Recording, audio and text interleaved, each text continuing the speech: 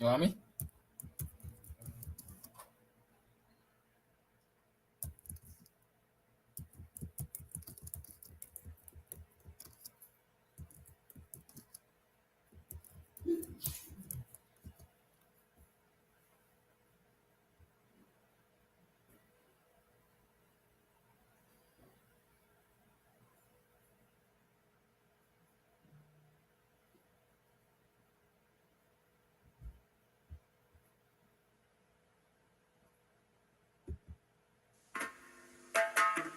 Guyana and Guyanese, at home and abroad. Tune in the Guyanese Morning Time, hosted by Kadaki Amsterdam, where the sun always shines. Guyanese Morning Time, the people call it Guyanese Morning Time. Rhythm, Guyanese Morning Time. Intelligence and knowledge run the front line. We go again, Guyanese Morning Time. The people call it Guyanese Morning Time. Rhythm, Guyanese Morning Time. Intelligence and knowledge run the front line. We go again. We rise up early morning watching Tom's TV, where wisdom and knowledge, yes, it is the key. Exposing corruption over land and sea, where the wicked politicians they try to trick me. Guyana is a land for everybody. With 6 races should live in harmony.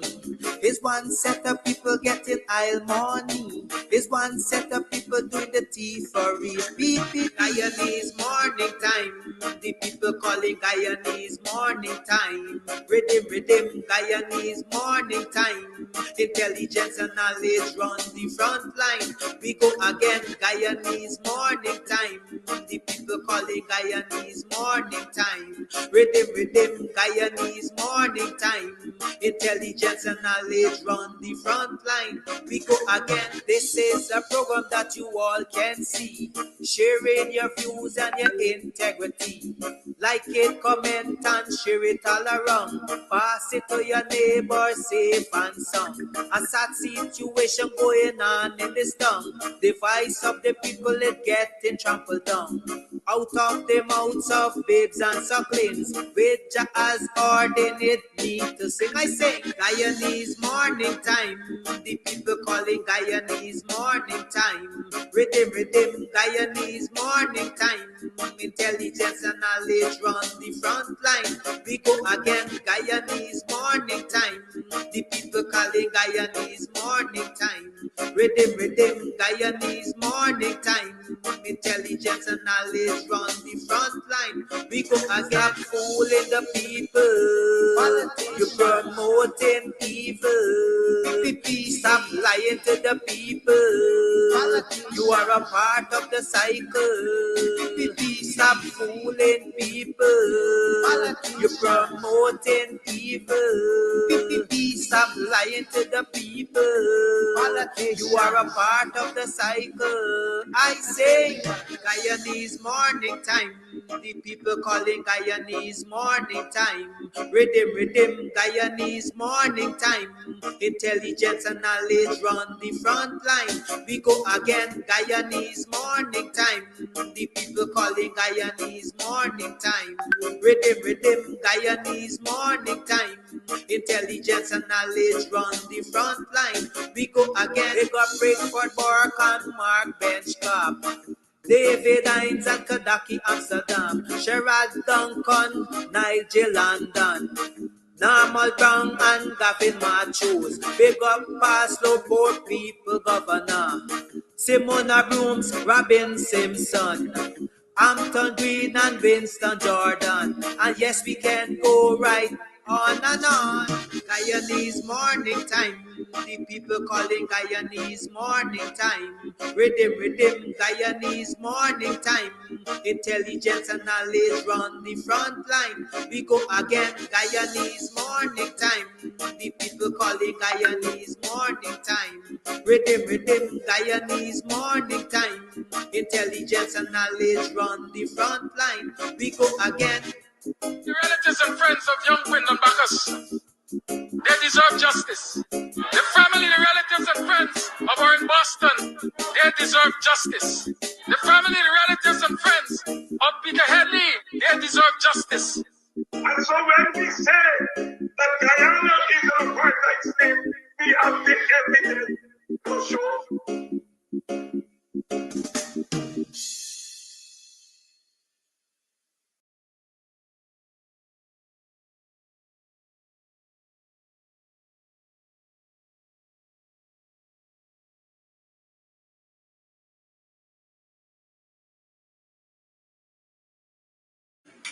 Morning, neighbor, morning. Are you morning? Welcome to another program of Guyanese Morning Time. It is 20 minutes past the 7 o'clock hour. I am your host, Kiraki Amsterdam. It's the 4th day of the 4th month in the 24th year. Is that right? 4th of April, 2024. How you been? How was you yesterday?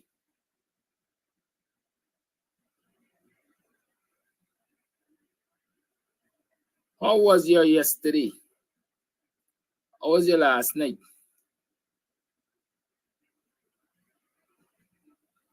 What did you achieve yesterday that gives you hope today?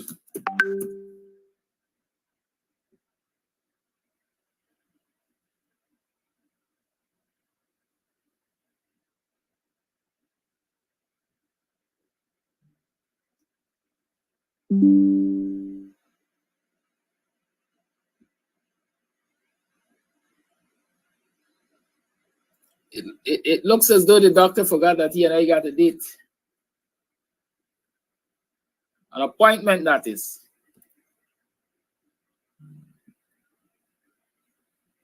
But fret not, the conversation shall continue.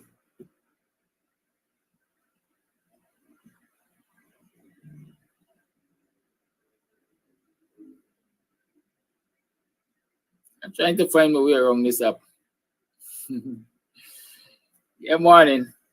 What y'all do? What was yesterday? Yesterday we had a healthy discourse. And by popular request, I'm saying that all of these things are happening now. Dr. I should have been back here today for us to continue that conversation. You requested it, not me. Not bargain for the ethnic conflict. Yes, but I don't see Dr. Hines here, which means that he must have forgotten. It happens. He's not accustomed to being on Thursdays. And so I want to say most likely that's the reason for him not being on this morning. You gotta forgive us. We are adults, you know, we are elders by now. We're getting old, you know. When you get old, you just get a little forgetful and think. Adult brained, is that what they say? Your brain getting adult? Whatever that is. Anyways, what went on yesterday that makes you optimistic that today will be a better day? I can tell you what has made me optimistic that today would be a better day. All right, good. All right, so the doctor said he's on his way. For those of you who believe that when I come here in the mornings and I raise issues and so on, there's some people who believe that talking, as they say, doesn't change anything and doesn't achieve anything and so on and so forth. And I've been talking for the last 3 or 4 years, whatever that time period is. And I will continue to talk. There are times when I act also. When I act also. But the reality is talk has its purpose and it has its own impact. I remember yesterday morning, or was it the day before yesterday morning, I tell you all about big old Agile and the whole on Transpay Public Code.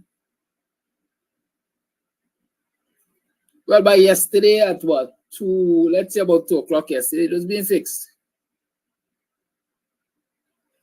So sometimes it seems as though people only know what they have to do and you come and you call them out publicly on what they have to do. Right? So they're always being fixed. But I, in my usual way, I have a nasty attitude, if you call it nasty. I deal with a matter and it would appear close to a lot of people, but I still continue to ruminate. I still continue to think, I still continue to ponder on that matter. Right? And I look at all angles. Why this is so, why that was so, and so on and so forth. And so in my meanderings, in my thinking, I ask myself, wait. Because that road was being fixed about, let's say, close to 2 yesterday. But then about 5 or 6 yesterday, I saw a set of screaming sirens coming from the East Coast. And so I stopped and I asked myself, wait, I wonder if that is why the road was fixed.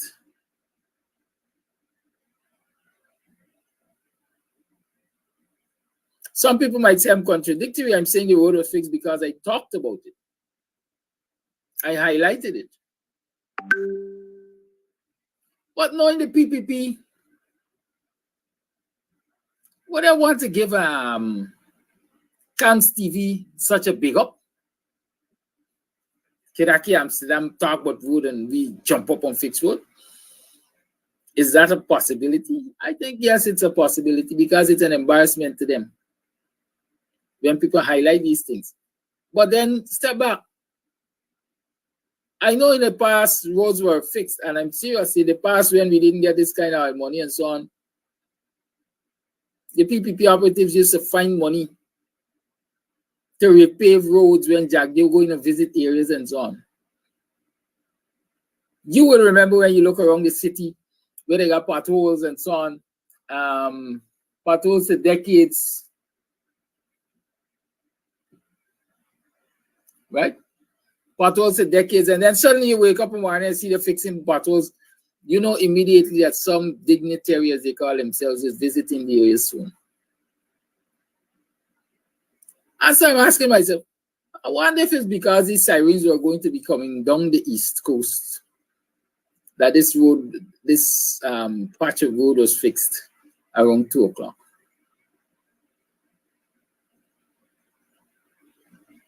Now, if that were the case, I dare say we are in bad shape because only the comfort of the bigwigs matter. Only the safety of the bigwigs matter. And so we have to interrogate these actions. And that is what I do. I don't just take things at face value and say, well, it fixed. Good enough. We talk about it, it fixed. You still got to know why it was fixed. Right? And for whose benefit it was fixed. Yeah. Like how they're building all these big hotels and state of the art, this and state of the art of that.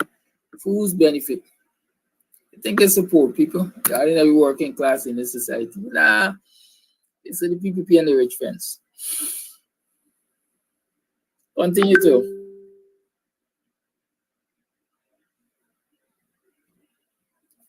to interrogate these things. Later in the day, though, I intend to pass back there and see what the state of the fixed road is.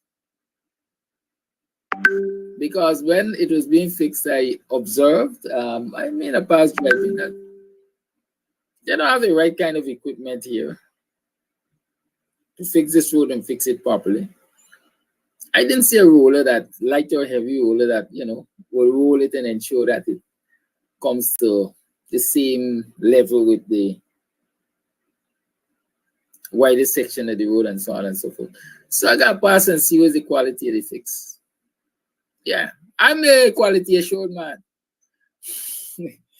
Anyways, it's 7:29. Dr. Hines is here with us. We did promise to continue to have that conversation that we were having yesterday. And so I did say to Dr. Hines, when he comes back today, we will start from where we left off. And so I'm going to just allow Dr. Hines to start from where he left off. Right? So Dr. Hines, welcome to the program. Thank you for giving us another day of your time. Sacrificing some more sleep for the revolution. And so, like yesterday, we were having these conversations about the geopolitical influence and so on, and we were talking about the role of Quana. Jambo and Dugu, happy 99th.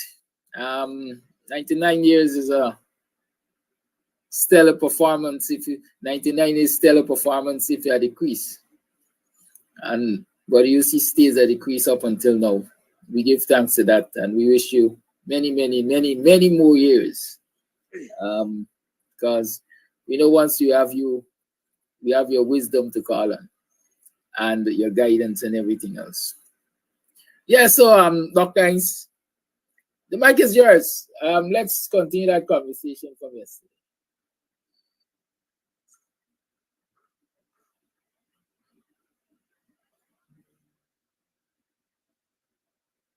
Are you hearing me? Seems as though Dr. Hines is not hearing me. Dr. Hines?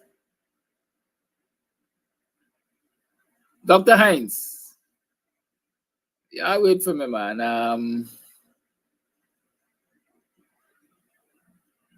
Dr. Hines is not here. Can you hear me, sir? Hello? Good morning. Doc? What story is this?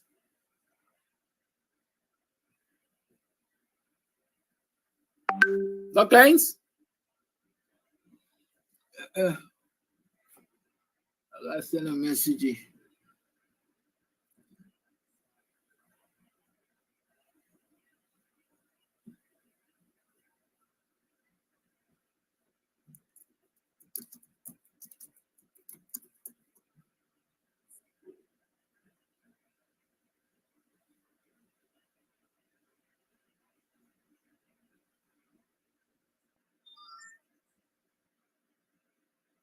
Doc?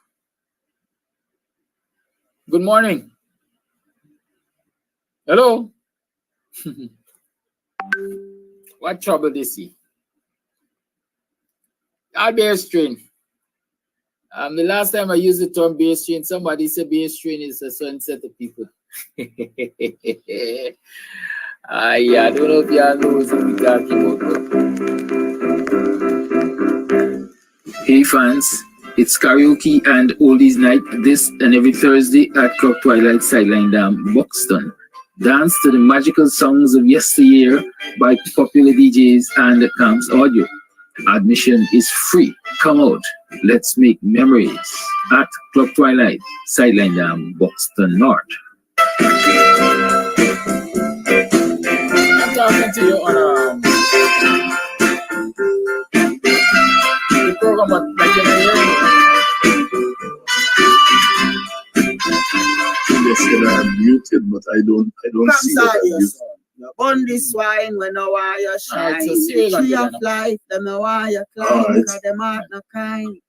Come, so say them I think I'm hearing you now. Can you hear me? Kidaki, Reda. You can get meat anywhere, but for the best cuts of chicken, beef, pork, mutton, and lots more, check out T&W Harris Butcher Shop, located in the East Ramveld Market Meat Section. Call us on 609-7168, 641-4494. Ask for Rastaman. T&W Harris Butcher Shop for the best in fresh cut meats and lots more.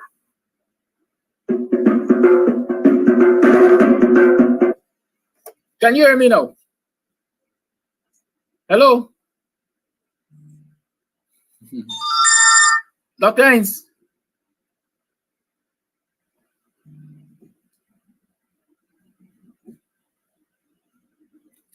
All right, technicalities abound.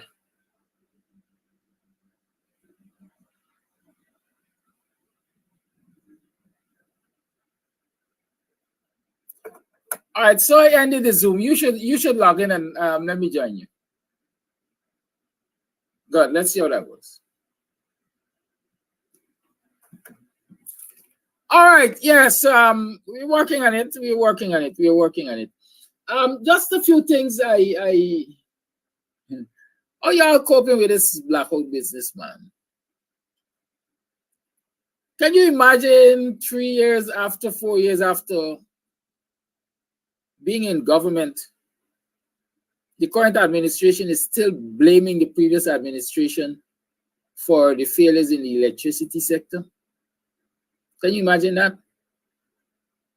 You know, when I talk about the quality of leadership that we get from, or we got from the coalition versus that which we get from the PPP, a lot of people get upset and they behave as though what I talk about is not reality and is not true and is not accurate and all of that. Good. But the evidence is always out there. You can always judge. When the coalition came to office,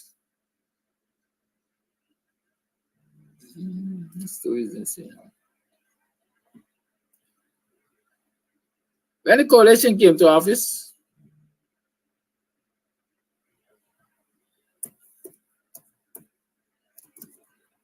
they set about fixing things. And among the things that were fixed, or among the things that were being fixed, was GPL. Can you hear me now, sir? Can you hear me now?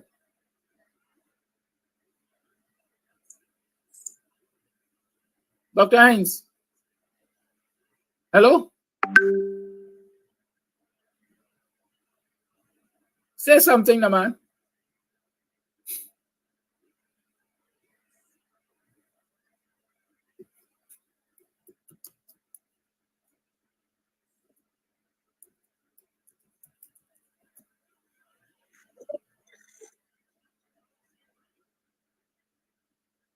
Doc? Yes, I'm hearing you. Yeah, but you're not responding. But I'm not hearing you. Well, I don't know what the issue was. Anyhow, we are here. Right? We are here. So just give me a few to conclude this thought that I was sharing with viewers. So I was saying it befuddles me. It's a disgusting thing that 3 or 4 years after taking office, this current administration continues to blame the previous administration for the failures in the electricity sector, when the evidence is that the previous government, as in the coalition, did a lot of things or did something, no matter how little you want to call it, that was contributing to the alleviation of this problem. Blackouts were becoming a thing of the past. Maintenance schedules were being kept. But despite access to all of these resources and so on, and you know, every day for the last week is an extended blackout, unscheduled, I dare argue. And you see Ali saying they inherited GPL with problems. The coalition inherited GPL with problems, and they worked on fixing those problems. Patterson can get a whole long list of them, changing transmission cables and bringing in new generators and so on. But I'm hearing now, I don't know,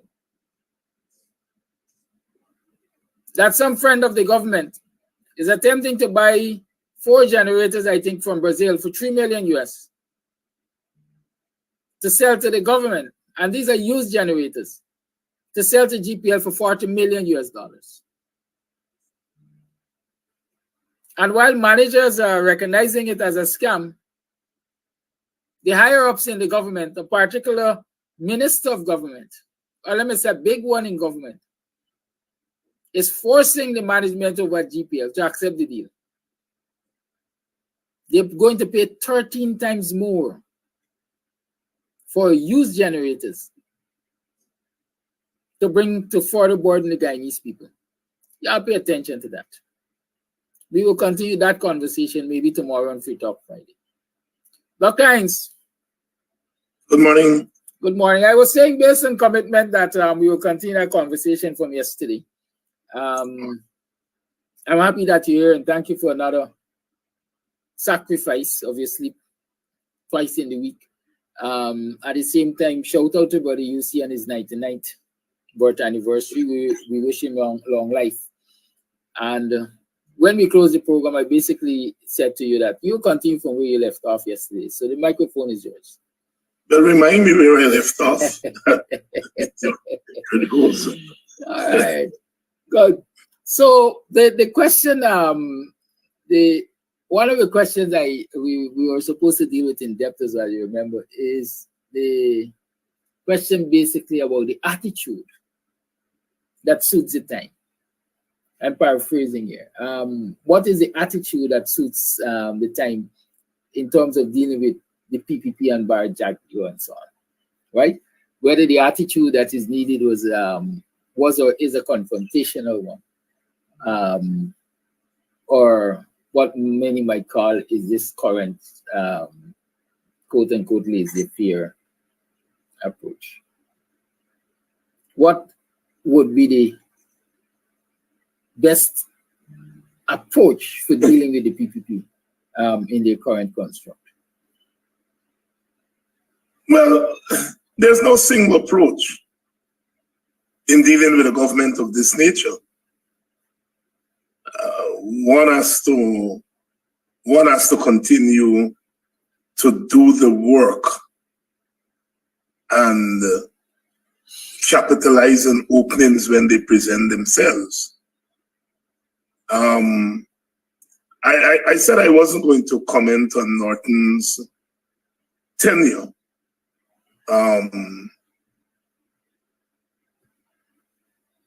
But one in answering that question, one has to make reference to his tenure. You see, when you become the leader, the number one, you are no longer the leader of your tendency or the leader of yourself. If you're leading a party, you become the leader of all the factions in the party. See, before you become the number one leader, you can champion a particular tendency, a particular approach. In Norton's case, he was a militant of the party. But once he became leader, unless the entire party is militant, he has to pivot and lead all the factions in the party. And that is what I was alluding to yesterday when the question was posed to me about leader. And people sometimes think that being a leader is an easy thing. It's not easy. Norton made it very plain, very clear that he was not going to be a maximum leader. You see, if you're a maximum leader, it means the followers will go along with you, whatever you do. You know, whether you were Burnham or Jagan, they were maximum leaders. And people went along with them. And Norton said he was not going to be a maximum leader. And I don't think it was possible for him to be a maximum leader anyway, even if he wanted to, because times have changed. And so here was someone who was elected as a militant because people felt that the leadership of David Granger was not militant enough to deal with Jack Dio and the PPP. Hence, they moved to a militant leader. But once the militant leader got into office, he found that there were many factions in the party who were not militant and who didn't want militancy. He also found that the situation was much more complex than he probably envisaged, because we have moved into a new era. We weren't dealing just with Jack Dio and the PPP. We were dealing with geopolitics. We were dealing with the Americans, we were dealing with the EU, we were dealing with Venezuela. We were dealing with a very complex situation. And so therefore, the militant came to power and found that he could not govern as a militant. And I think that's the dilemma that Norton found himself in.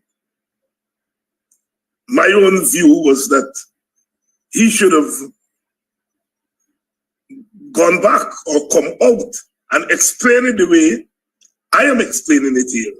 And to say to people, look, you elect me as a militant, but I got in here and I recognize that this thing calls for more than militancy. I don't know why he didn't do that. He may say that he did that, but many people may say that he didn't do that. And so it goes to your question. What kind of approach is needed? And I'm saying, no, it is no single approach. Because you're not dealing with a government that is operating in a predictable way. You're not dealing with a government that is operating in a situation that is simple.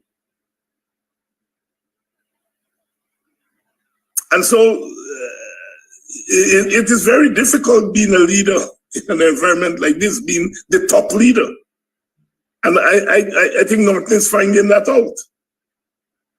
It is very difficult when you are in opposition to satisfy your constituents. When you're in government, you have power, you can make things happen, you can deliver services, you can deliver things to your constituency.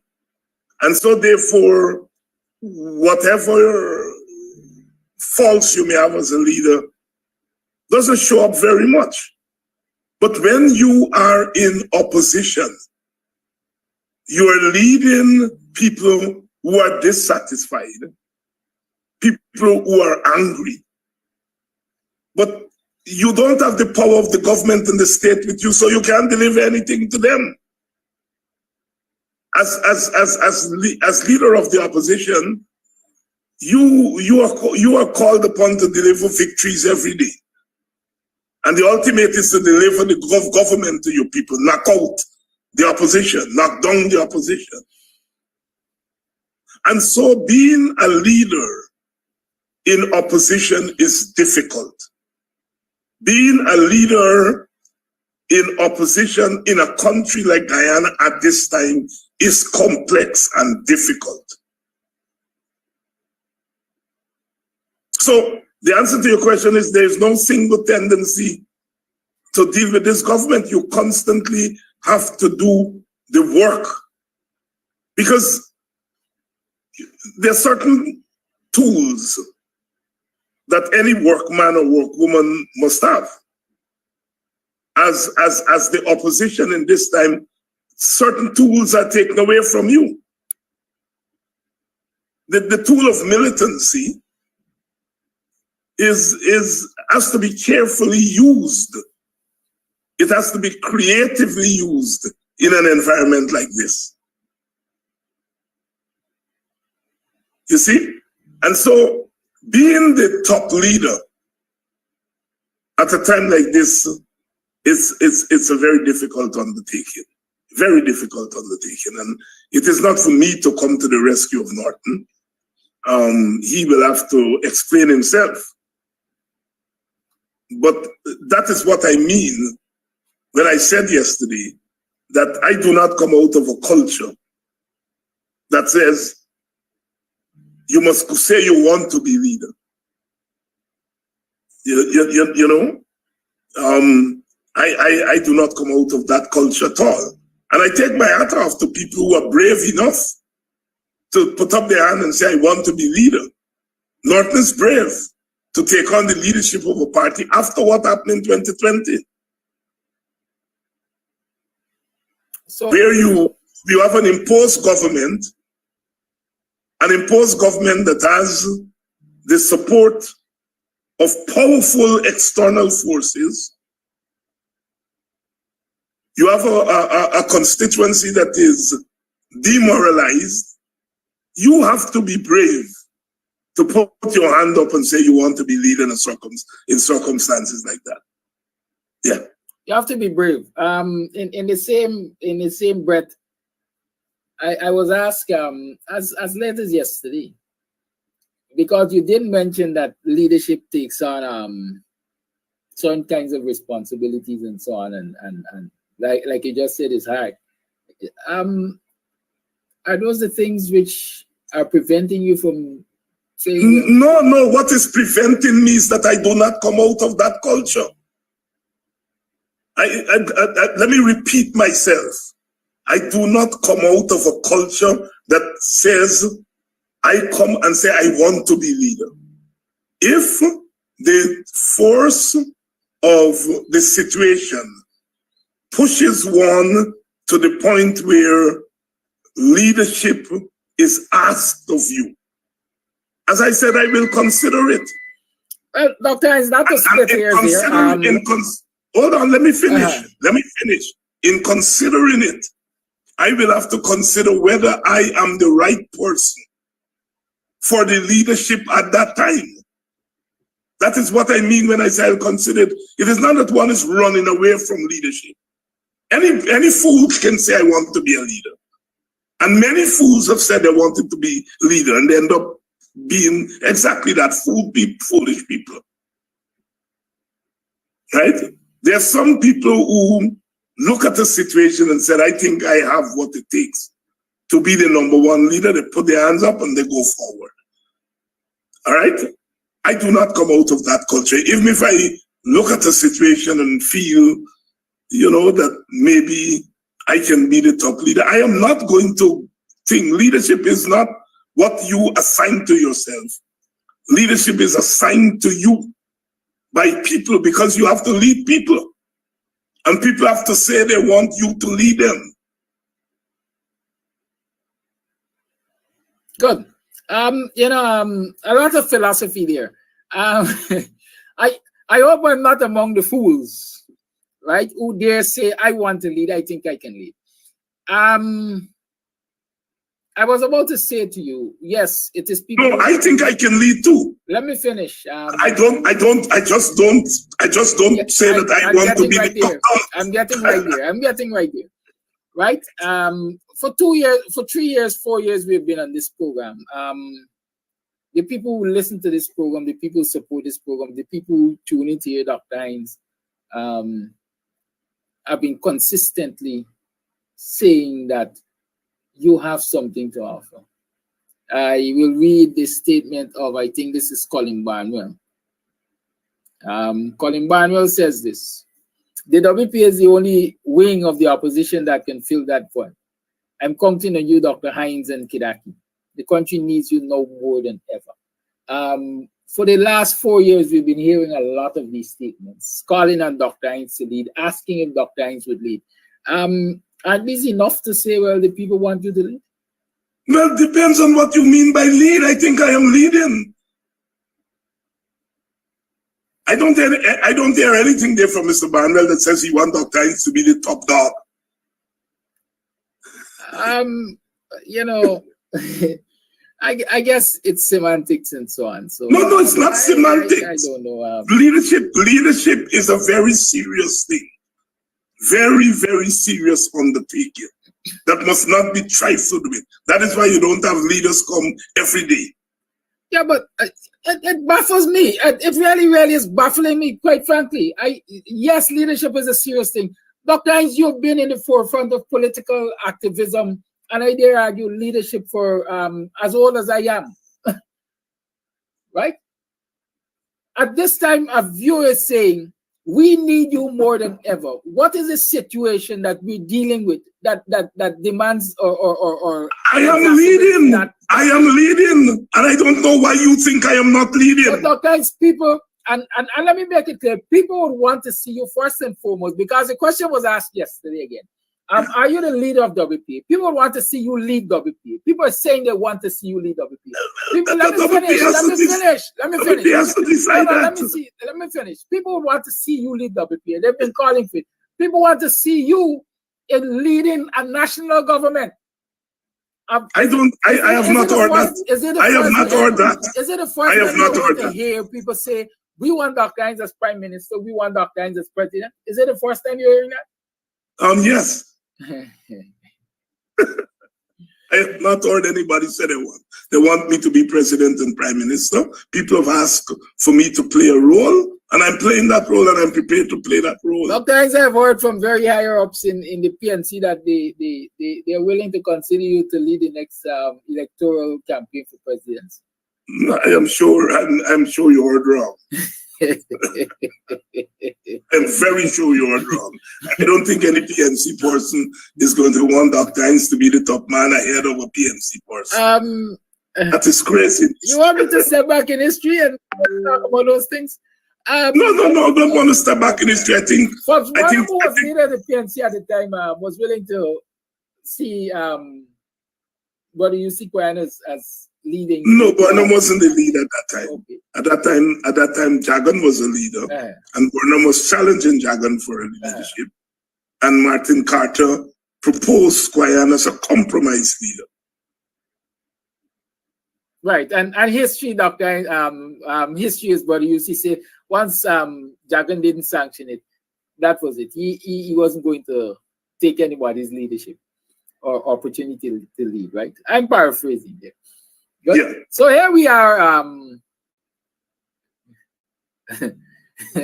Tyler Paul, I don't know what you're talking about.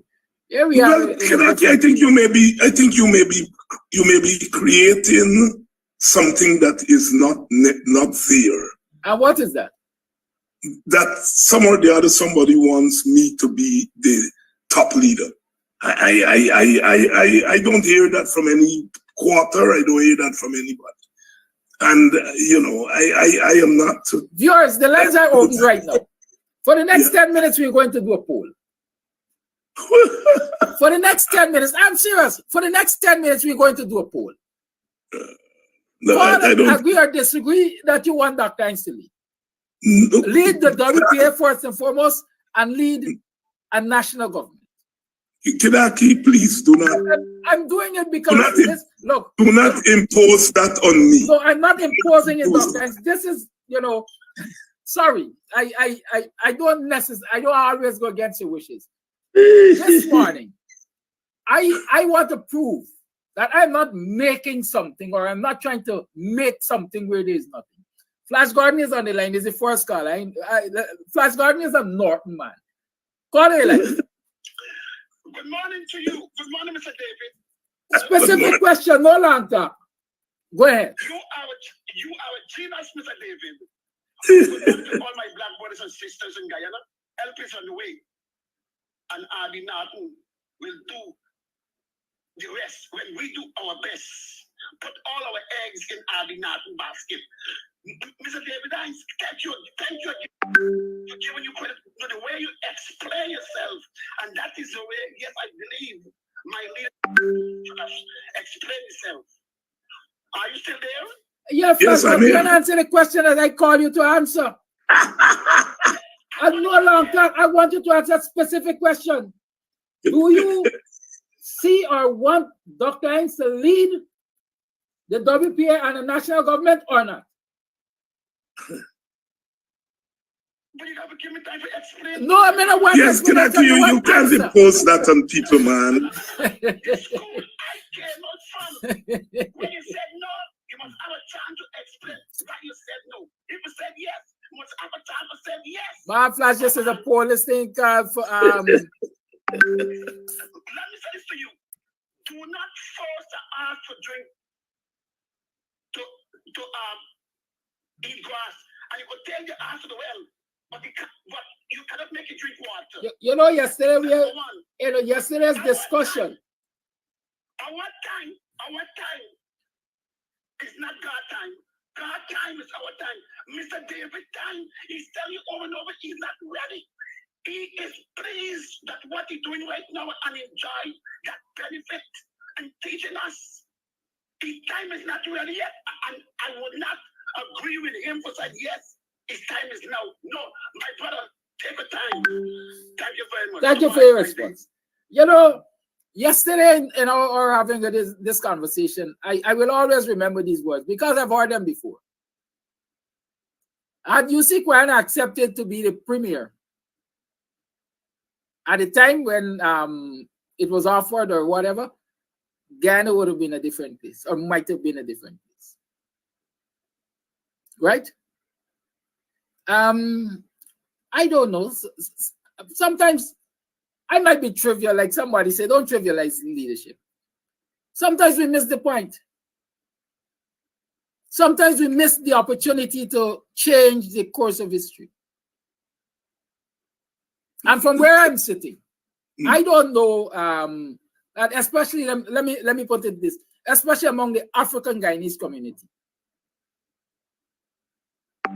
I don't know that there are not people out there who are demanding that Dr. Hines take a more prominent leadership role. Call your life. Morning, Kadaki. Morning, Dr. Hines. Good morning. People are calling for Dr. Hines to throw his hat in the ring and step up, sir.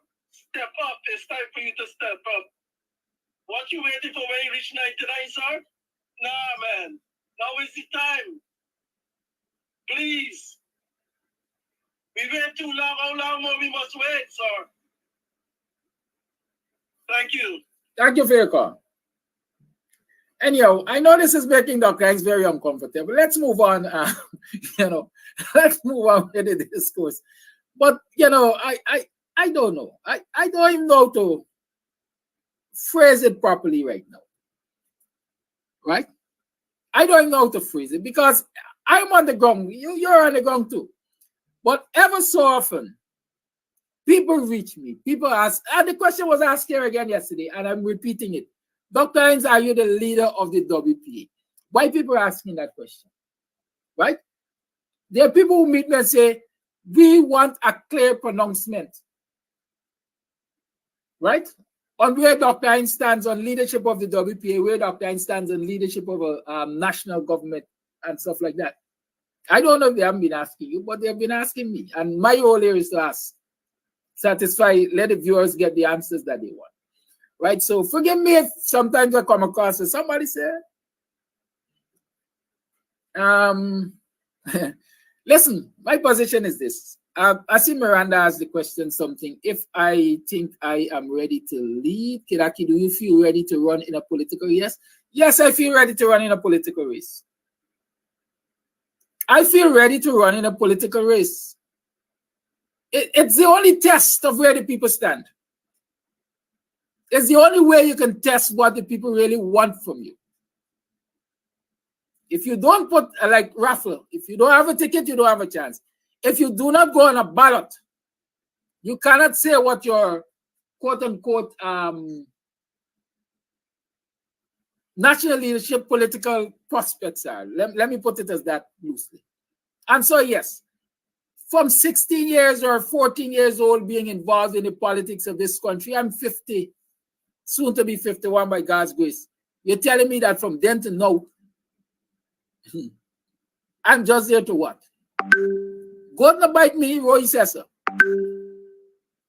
Roy said go to bite me. I don't know about anybody else, but I'm ready. Yes, Carla.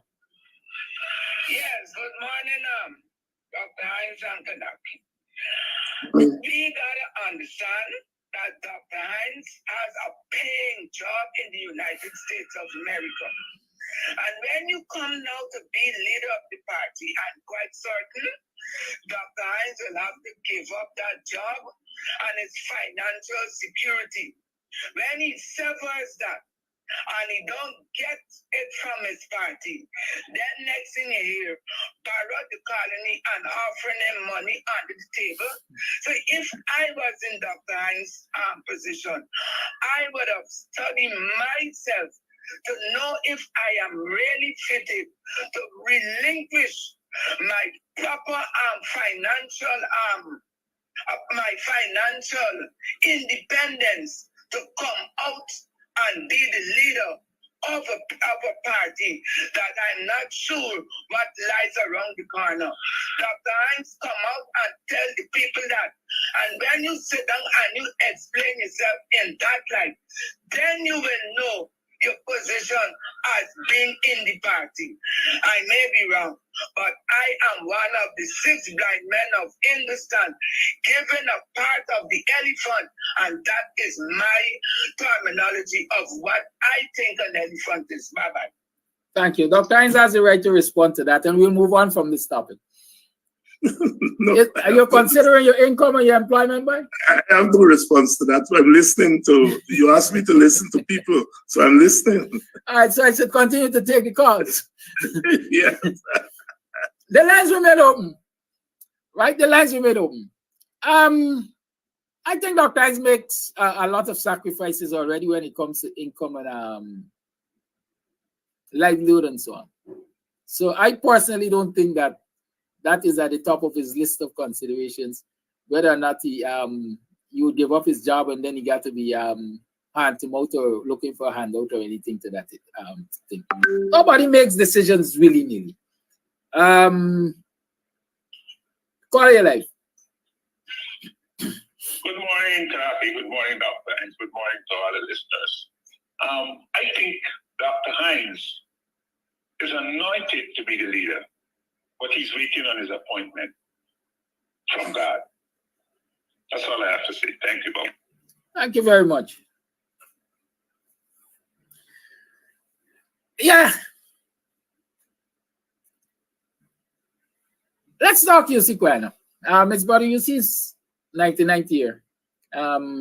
Let's have some reflections. You as a little boy, as you say, a little short tail boy, you know, used to hang on UC for quite a while.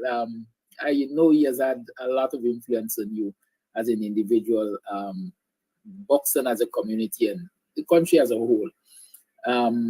Share with us some of your early interactions with Body UC and how that has impacted not only yourself, but the communities. Well, I think what Quana represents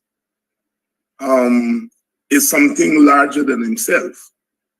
I think he offers, he has offered people like myself a place in politics in Guyana.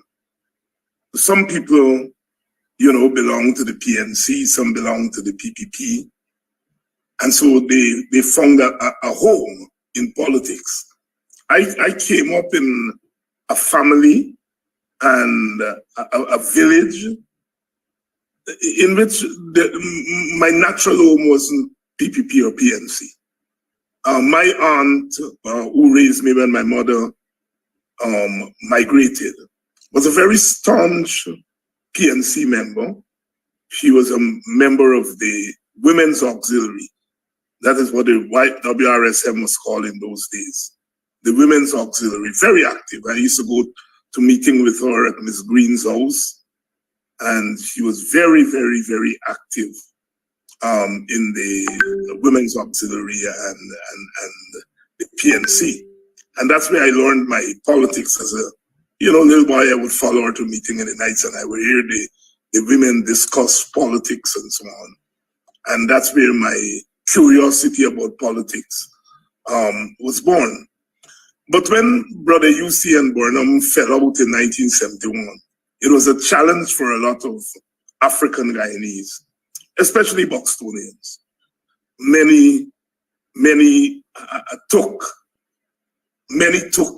one side or the other. Some remained in the middle and didn't show their hand. My aunt took a side. She took Guyana's side. And that was 1971. I was a little child there. And so in a sense, I grew up in a home where the PNC was not a natural thing for me.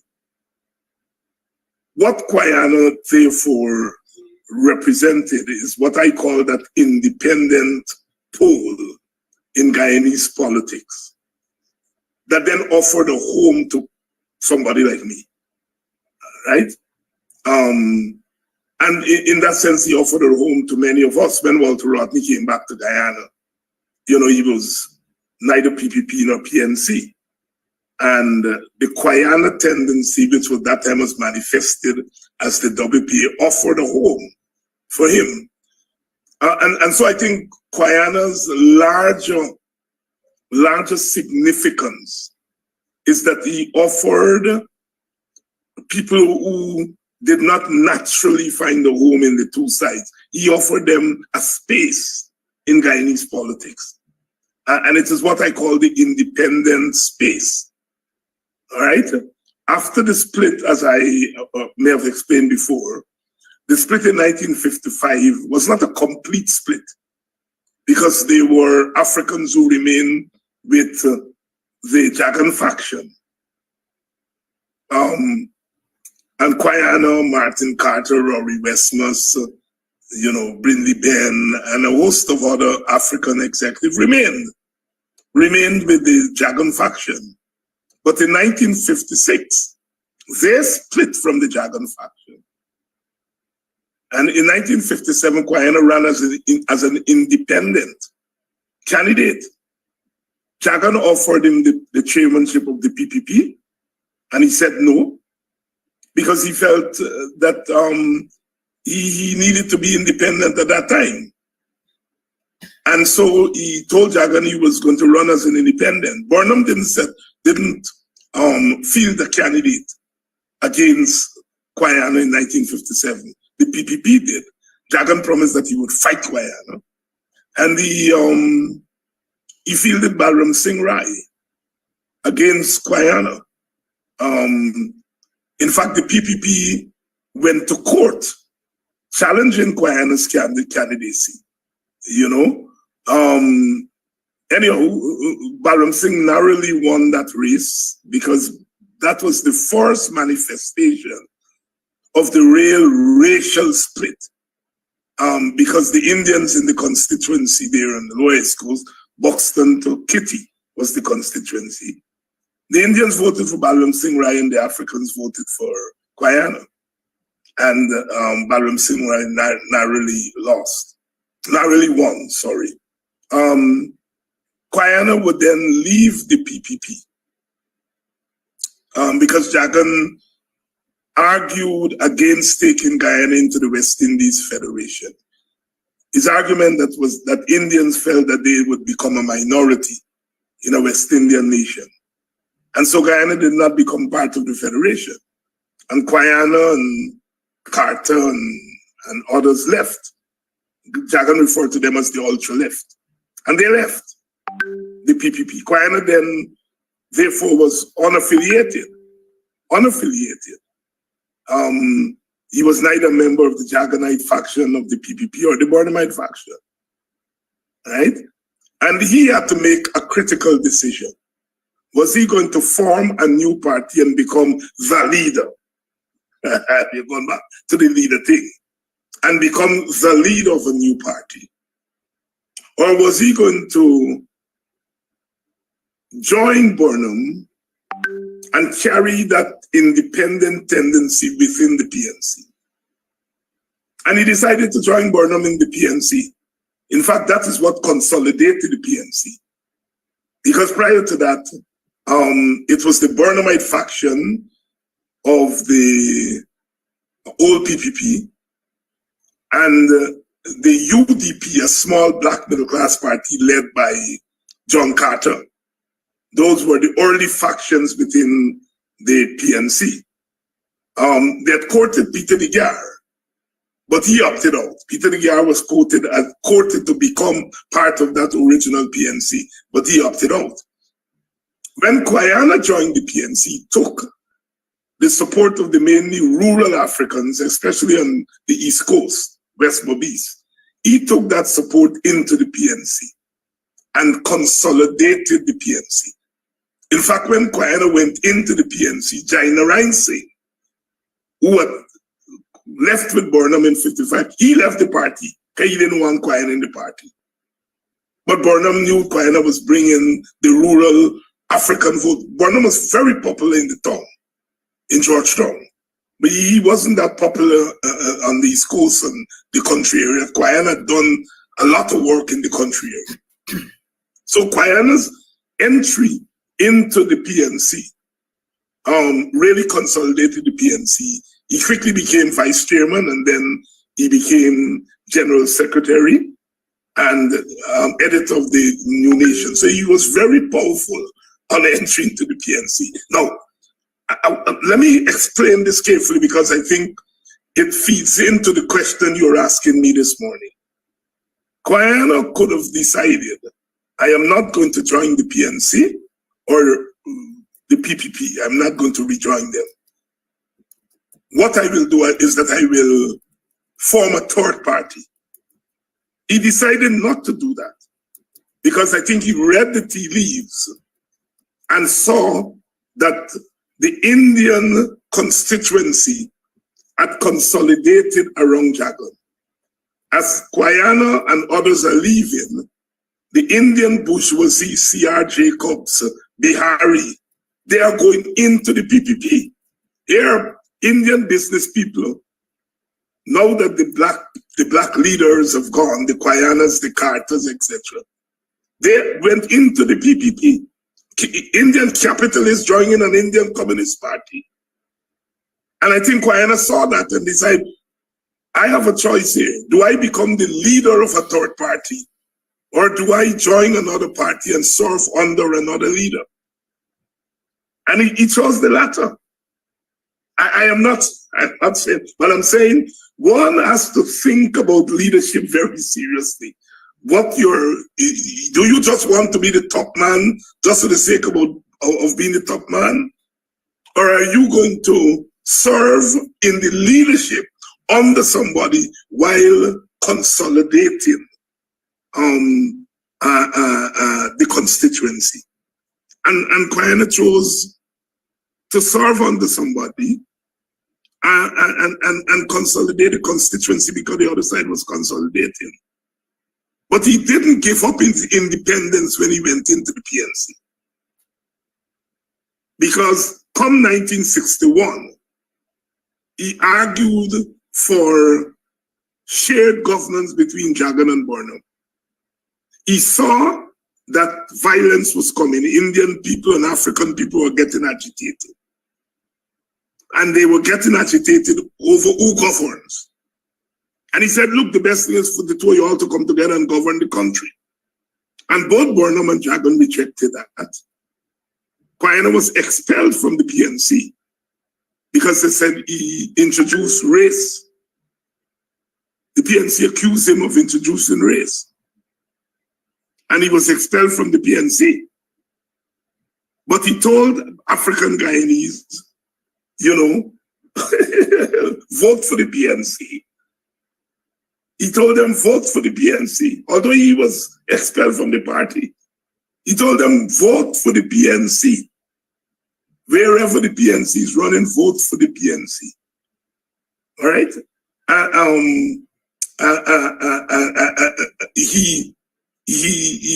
He was afraid of independence under Jagan.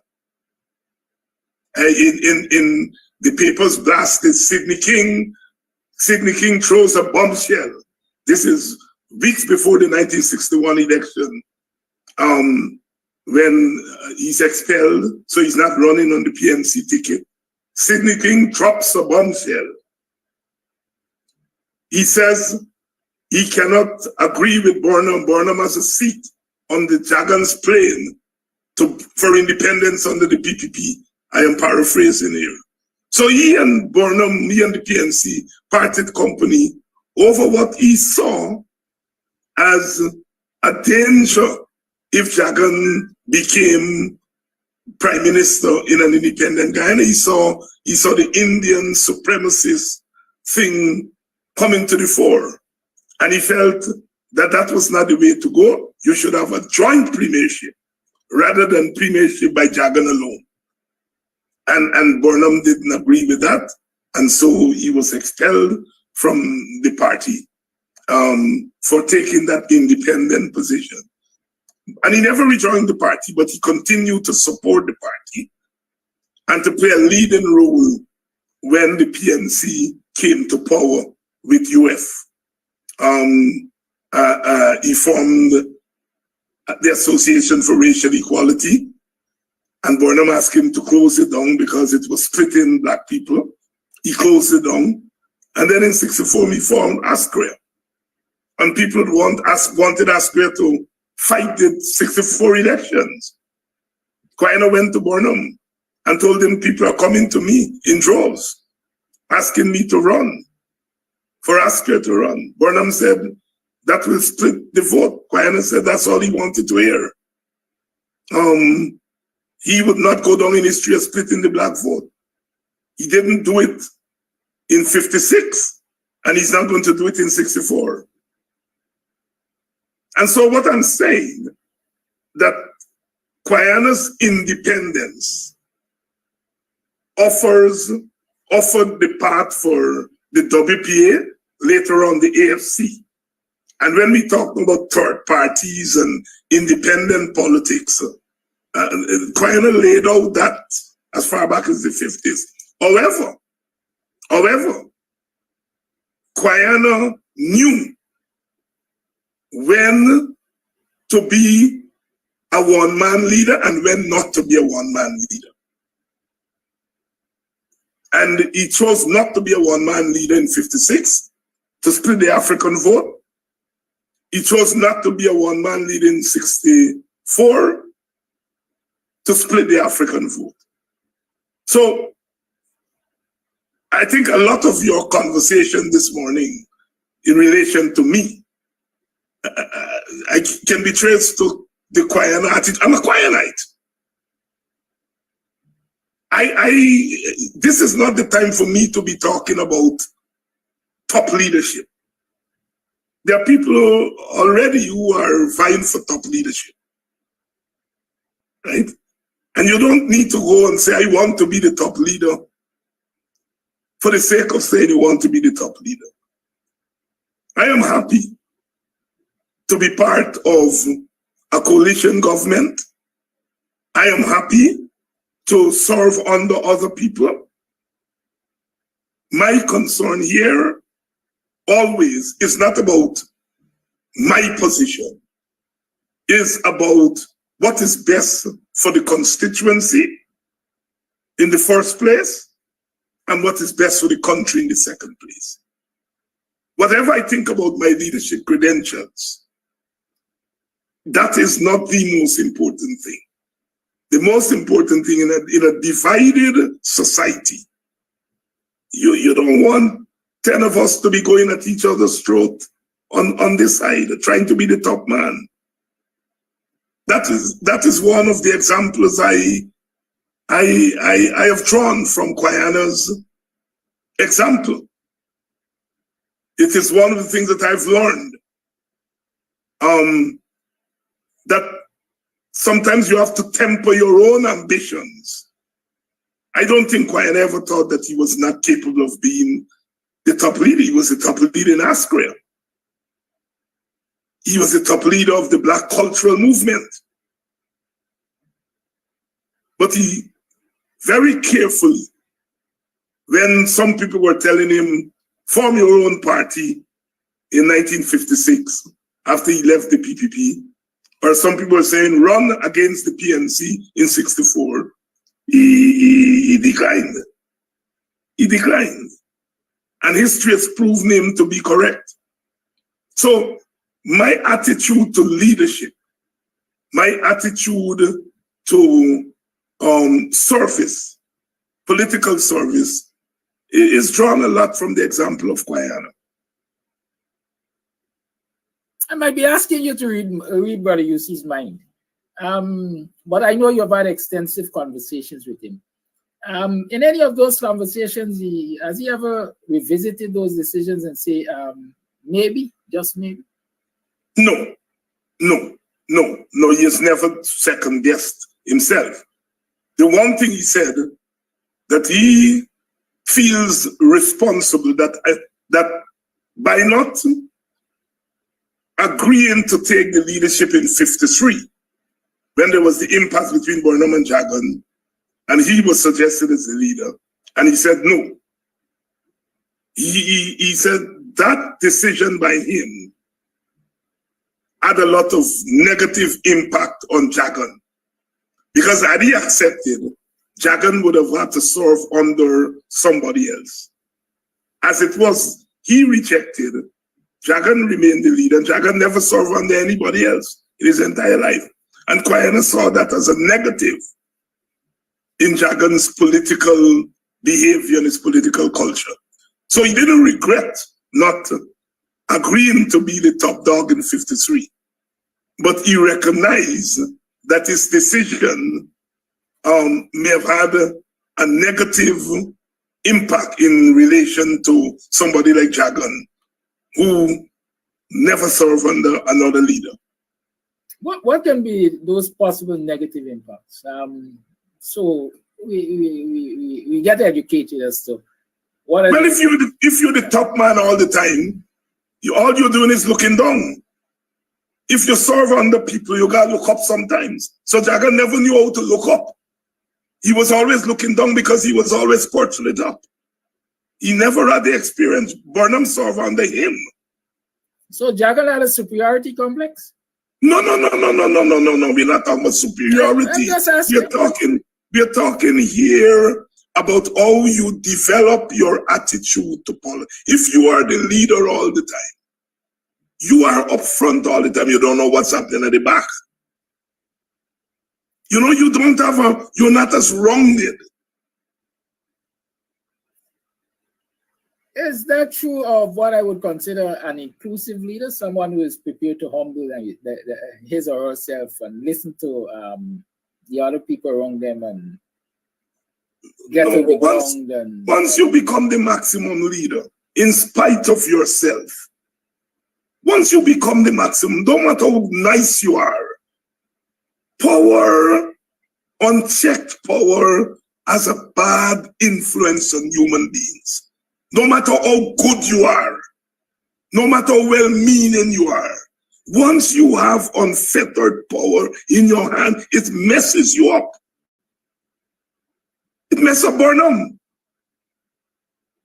Burnham did wonderful things, but Burnham supporters have to deal with the fact that Burnham became a maximum leader. Leadership messes you up. Well, not leadership, but when you become the maximum leader at the top, it messes with your mind.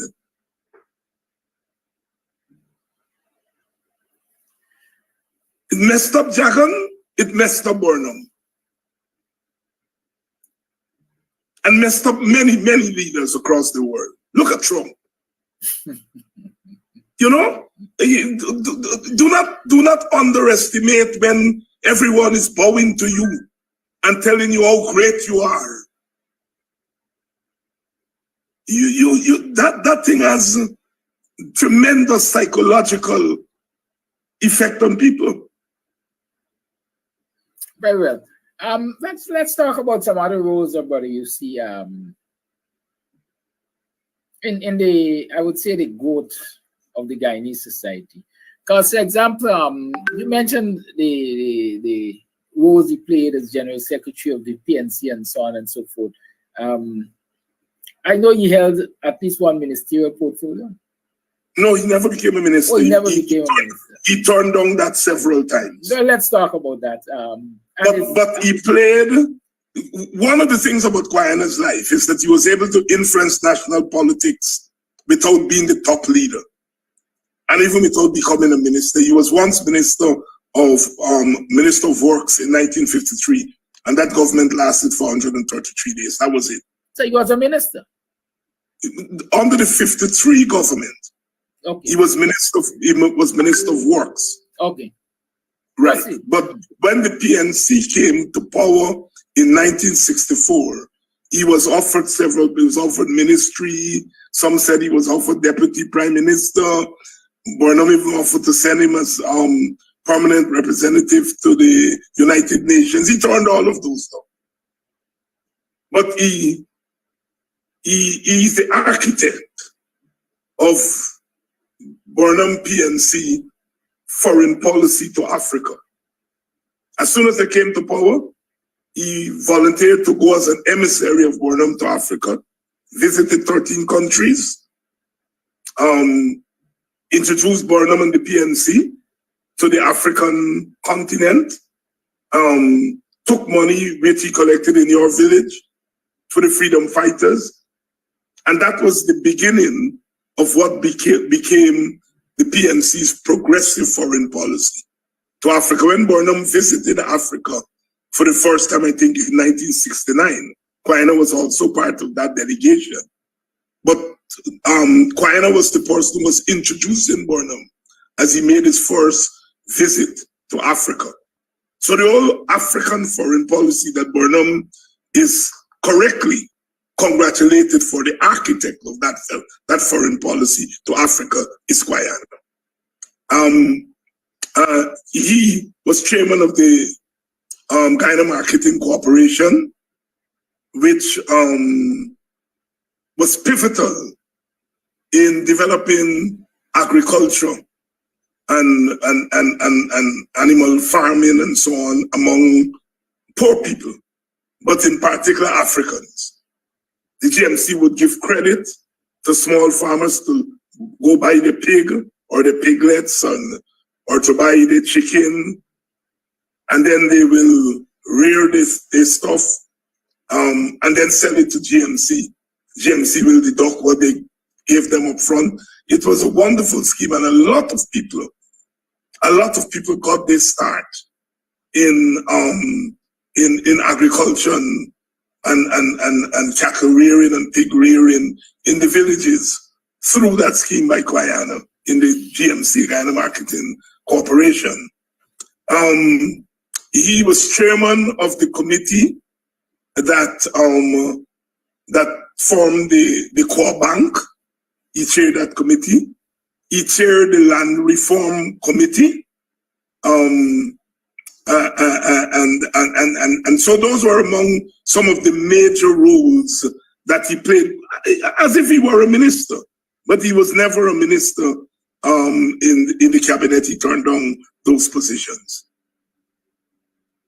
Thank you. I'm happy that you mentioned his role in the GMC, because somebody is asking, at what stage was he Minister of Agriculture? Because they are of the opinion that he was Minister of Agriculture. No, he wasn't. He wasn't. But as the point I was making, that his portfolios were as if he were a minister. In fact, a lot of people in the PNC used to get mad with Burnham, because they'll say, well, this man is not a party member, and why you entrusting all this responsibility to him? You know, but he and Burnham went back a long way. When Quana would go down in the early days, he was a teacher, school teacher, and when he would go down to town to party executive meeting at nights, he would stay at Burnham's house and catch bus early in the morning to get up to Buxton to teach. They were very, very close. Burnham and Quana were very close. Burnham and Ashton Chase were very, very close. Very, very close.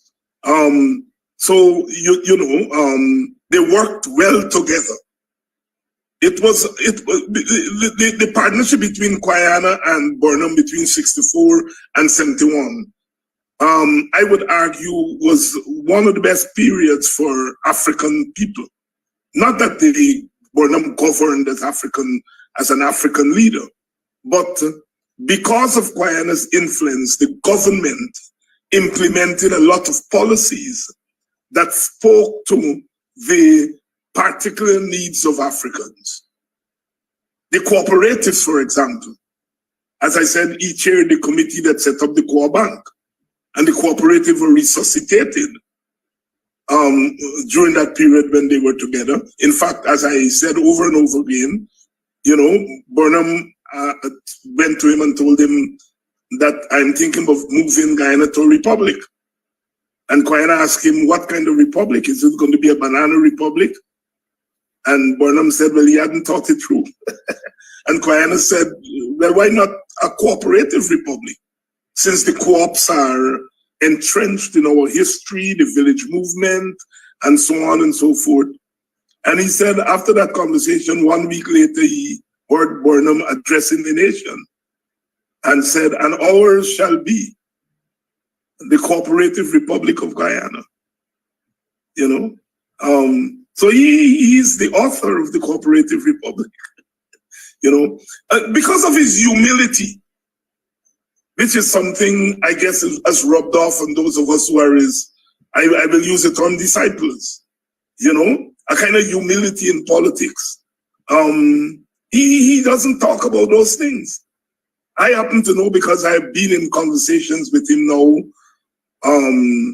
in terms of gathering, first of all, interviewing him to write my master's thesis, then my PhD thesis, and then, to work on his biography. And I am learning those things, In 1964, after he decided he's not going to run against the PNC, he spoke on the PNC platform on the night. What happened in 64? There were 10 constituencies that UF was running in, around or about the city. And the PPP did not field candidates in those constituencies. They told the people to vote UF. UF ended up winning 2 of the seats because the PPP did not contest against UF. And there were some, what we call in those days, red-skinned middle-class black people who were gravitating to the US too. And Burnham asked Quana to deal with the issue. And Quana spoke at Border Green on big meeting on the eve of the 64 election, big meeting at Border Green. And he dealt with the race question. He told the crowd, red nigger, black nigger, same nigger. And he said rain came down and people did not move. Some people went and they sheltered on the stalls and so on. But the meeting went on through the rain because he had the crowd, as they say, eating out of his hand. Because he was prepared to deal with the race question and to tell black people, what do you all think you're doing? Right? The Indians in the town were voting US because the PPP didn't run. Because the PPP didn't want the PNC to win those seats. And UF ended up winning 2 of the seats, like I said. And Quana may have averted a disaster that more black people, as he said, you know, red nigger, black nigger, same nigger. You can infer whether we need a dose of that today. I see when St. Jordan is asking if Quana wasn't the chairman of GMC. I think you answered that question, right? Yes, he was the chairman of GMC. Right, good. He was the chairman. I grew up being of the opinion that Quana and Burnham were arch rivals or enemies. Did they follow to that extent? Yeah, they fell out in 1971. Mm-hmm. They fell out in 1971. They fell out politically in 1971 on the question of corruption. Quana had begun to get complaints of corruption in government. He'd also begun to get complaints of ministers exploiting females for jobs. And he went to Burnham and spoke to Burnham about it. Burnham did set up an integrity commission. But the integrity commission, how should I put it? The ministers had to report their assets to Burnham. And Quana asked Burnham, well, who are you going to declare your assets to? Are you going to go in the mirror and say, I declare my assets to you and so on? So it was on corruption in government and Burnham's reluctance to move condignly, as Burnham would say, against corruption that caused the break between the two of them in 1971. And it was quite a break because Burnham retaliated. He launched an investigation at GMC. Quana was earning 1 cent per year, meaning that he did not take a salary, but for tax purposes, because he was an executive chairman of GMC, he had to have a salary, so he agreed to a cent salary, right? And after they fell out, Burnham investigated him. His brother, TK, Terrence King, TK as we called him in the village, Burnham, the police moved against him, charged him for corruption. There was a campaign against Quana's wife, who was a Black American. Go back to your country, that kind of thing. A lot of Black Americans had come to Guyana through Quana, and they were living and working here. My Spanish teacher, Mamadou Lumumba, was a Black American. We had a sports teacher who was a Black American. There were a lot of Black Americans here. And in the conflict with Venezuela, these Black Americans, along with Black Guyanese, had set up communities on the border with Venezuela, because Quana had suggested to Burnham that you need to populate the frontiers of the border with Venezuela. Morning, neighbor, morning, morning! How are you doing? Morning, welcome to another program of Guyanese Morning Time. It is 7 hours 45 on the 5th day of April in the year 2024. I am your host, Karaoke Amsterdam. Welcome to the program. Why did I allow this replay to run so deep into the time? Because it's a treasure trove of information. Quite frankly, I didn't have to do another program. I could open up the lines right now because we have so many things to talk about from this replay. Right? But it's Free Talk Friday. And so Free Talk Friday will allow you to talk about the things you want to talk about, including this replay. Good? Including this replay. The replay is on demand. You go to Cam's TV page. It's right there. I'll try to pin it to the top of the page so you don't have to really search for it. I'll pin it so you don't have to search for it. Good. What going on is Friday. I can tell you what's going on in the kitchen. In Lou's kitchen, I got chicken Every time this thing pops up, every now and again, you know. Every once in a while, that little tight tongue, heavy tongue nature that I grew up with comes out. Chicken. Yes, chicken is in the oven. So chicken is being baked. It is fried rice, home-style fried rice with baked chicken. And of course, those of you who want it vegetarian, it's right there too. Good, so you can place some orders. Call 622-5933, send a WhatsApp, place some orders. We can arrange delivery if you give us adequate time and so on. Don't wait until too late though. The orders must be completed before I get off of the program. If I get off of the program at 9 or 9:30, that's when the last order will be taken. Good, yeah. Karaoke was nice last night. You see, a lot of people look for big crowds to enjoy themselves. But crowds have to grow, and it is people who grow crowds, right?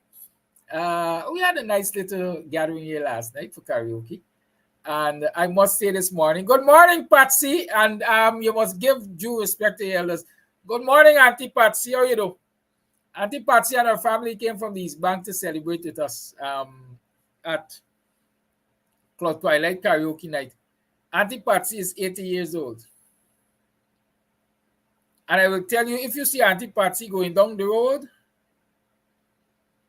or if you see Auntie Patsy shaking in Club Twilight, you won't believe that's an 80-year-old, right?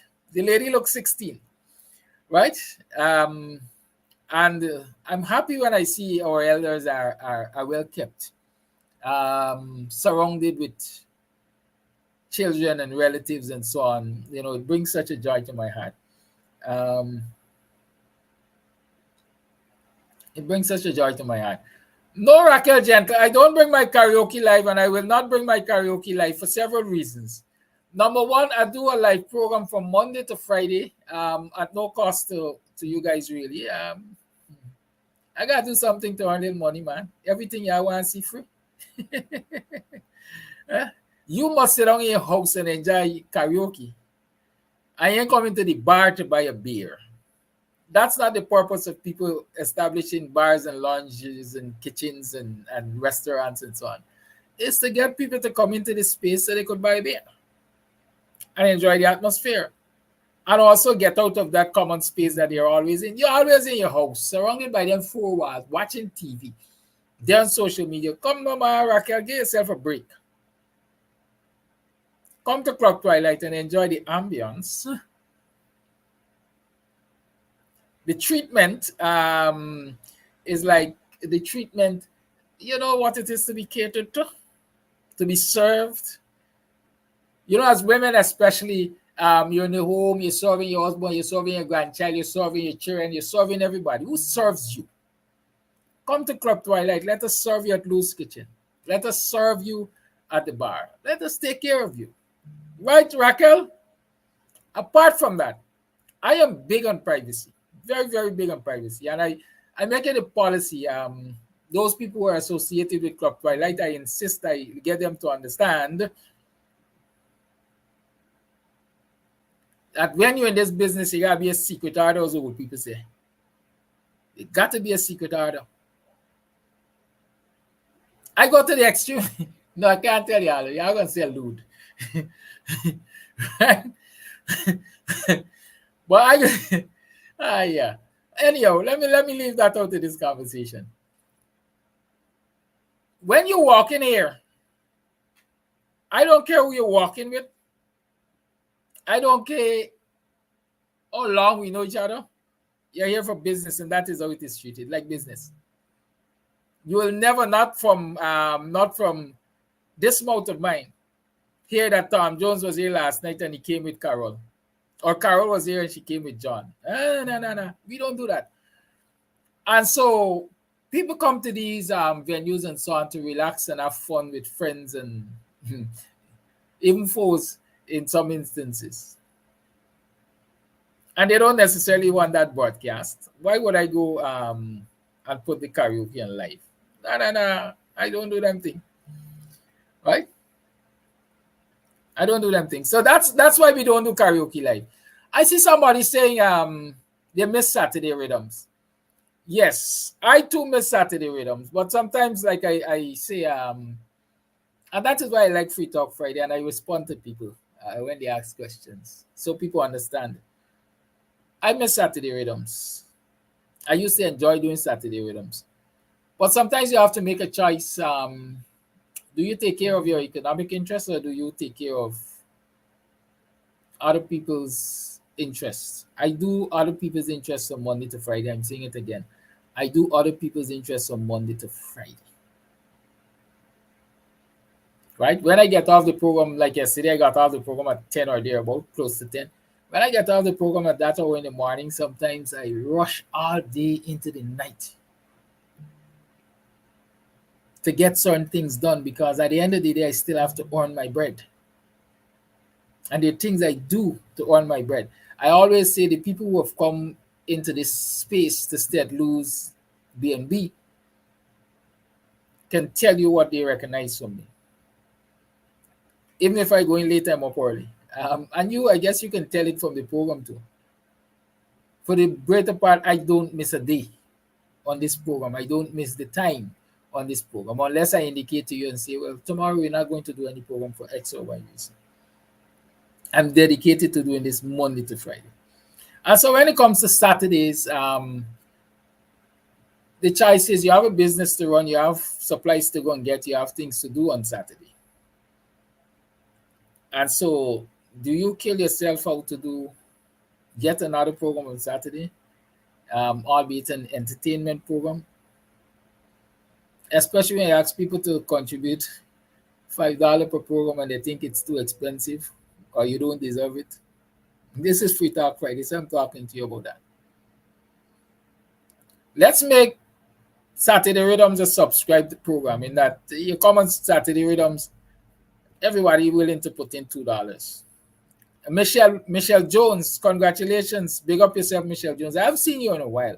I know you're working and things are tight and busy and so on. But Michelle Jones was one of the first persons to suggest that, when we're on Saturday Rhythms, everybody put $1. I think that was the amount she suggested. You know how much we got that day when she suggested? I think she was the only person who put a $5 or something. I can't remember the exact figures and so on. So if you want to receive, you have to sometimes gift. Right? Good. So I had to choose. What do I do on Saturday? Saturday Rhythms for entertainment and relaxation of everybody else, and work for yourself and no income generation and so on. No. Come to Club Twilight Saturday night and you're going to get Saturday Rhythms, because we're going to play the same oldies music. We're going to sell beers and everything. Everybody going to have a fun time. Everybody going to benefit.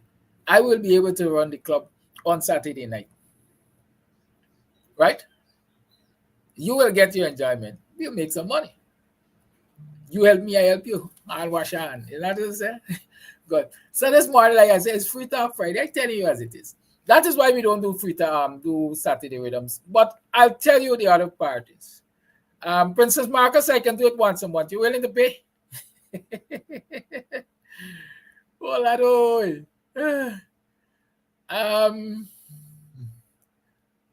what was I about to say? Oh, I am still, and this is me. This is me, and I always say to you, when I come to you, I come with a pure heart. I just speak my mind, right? This ain't got no cloak and dagger, right? This ain't got no cloak and dagger. I personally am working in my mind. I'm working. I want to have on Camps TV a program that is strictly entertainment. Strictly entertainment. Good. So I am really working on a concept where I can have a DJ come in, or even virtually on a particular day, and provide entertainment, musical and otherwise. It might be a what we call it. And don't worry the technicality.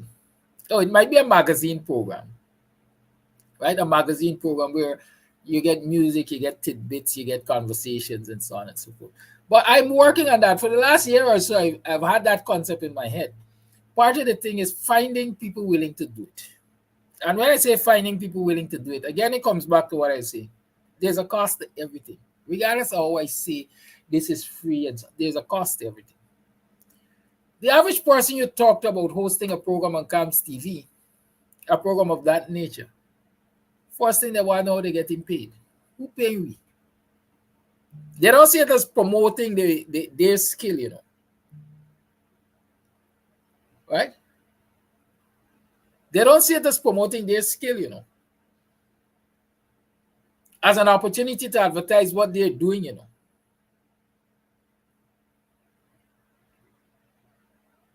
All they see is you ask them to do something and you must pay them for it.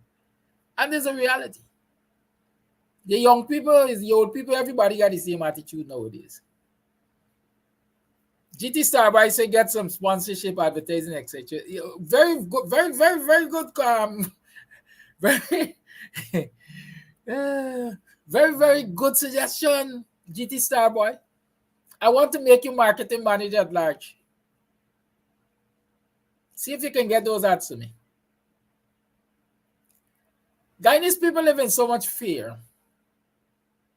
And I might as well open up the line because we start a general conversation. So the lines are opened. You can call and let's talk. Just understand, don't cut me in the middle of what I'm saying. Right? Guyanese people live in such fear that business really and truly don't want to associate with Camps TV. Camps TV is seen as anti-government. Camps TV is seen as always challenging the government. Camps TV is not seen by many as doing social services or civil, taking on the civic responsibility to the government honest and accountable. They see Camps TV as anti-government. And once Camps TV is anti-government, we can't associate with Camps TV because the government is going to do what? Punish us. So businessmen see if we advertise on Camps TV, then maybe they're going to send GRA after us. Maybe they're going to send Bureau Standards after us. Maybe they're going to... You understand, right? You know the intimidation, right? You know the coercion, right? Maybe they're going to isolate us. We ain't going to get contracts. We ain't going to get this. We ain't going to get that. And so it's not easy to get anybody to really advertise with Camps TV. I can tell you this. I don't know if this proprietor would like me to say, but I'm going to say it anyhow. Because he knows it to be true. You see, Harris Butchery, which is advertised on Camps TV here.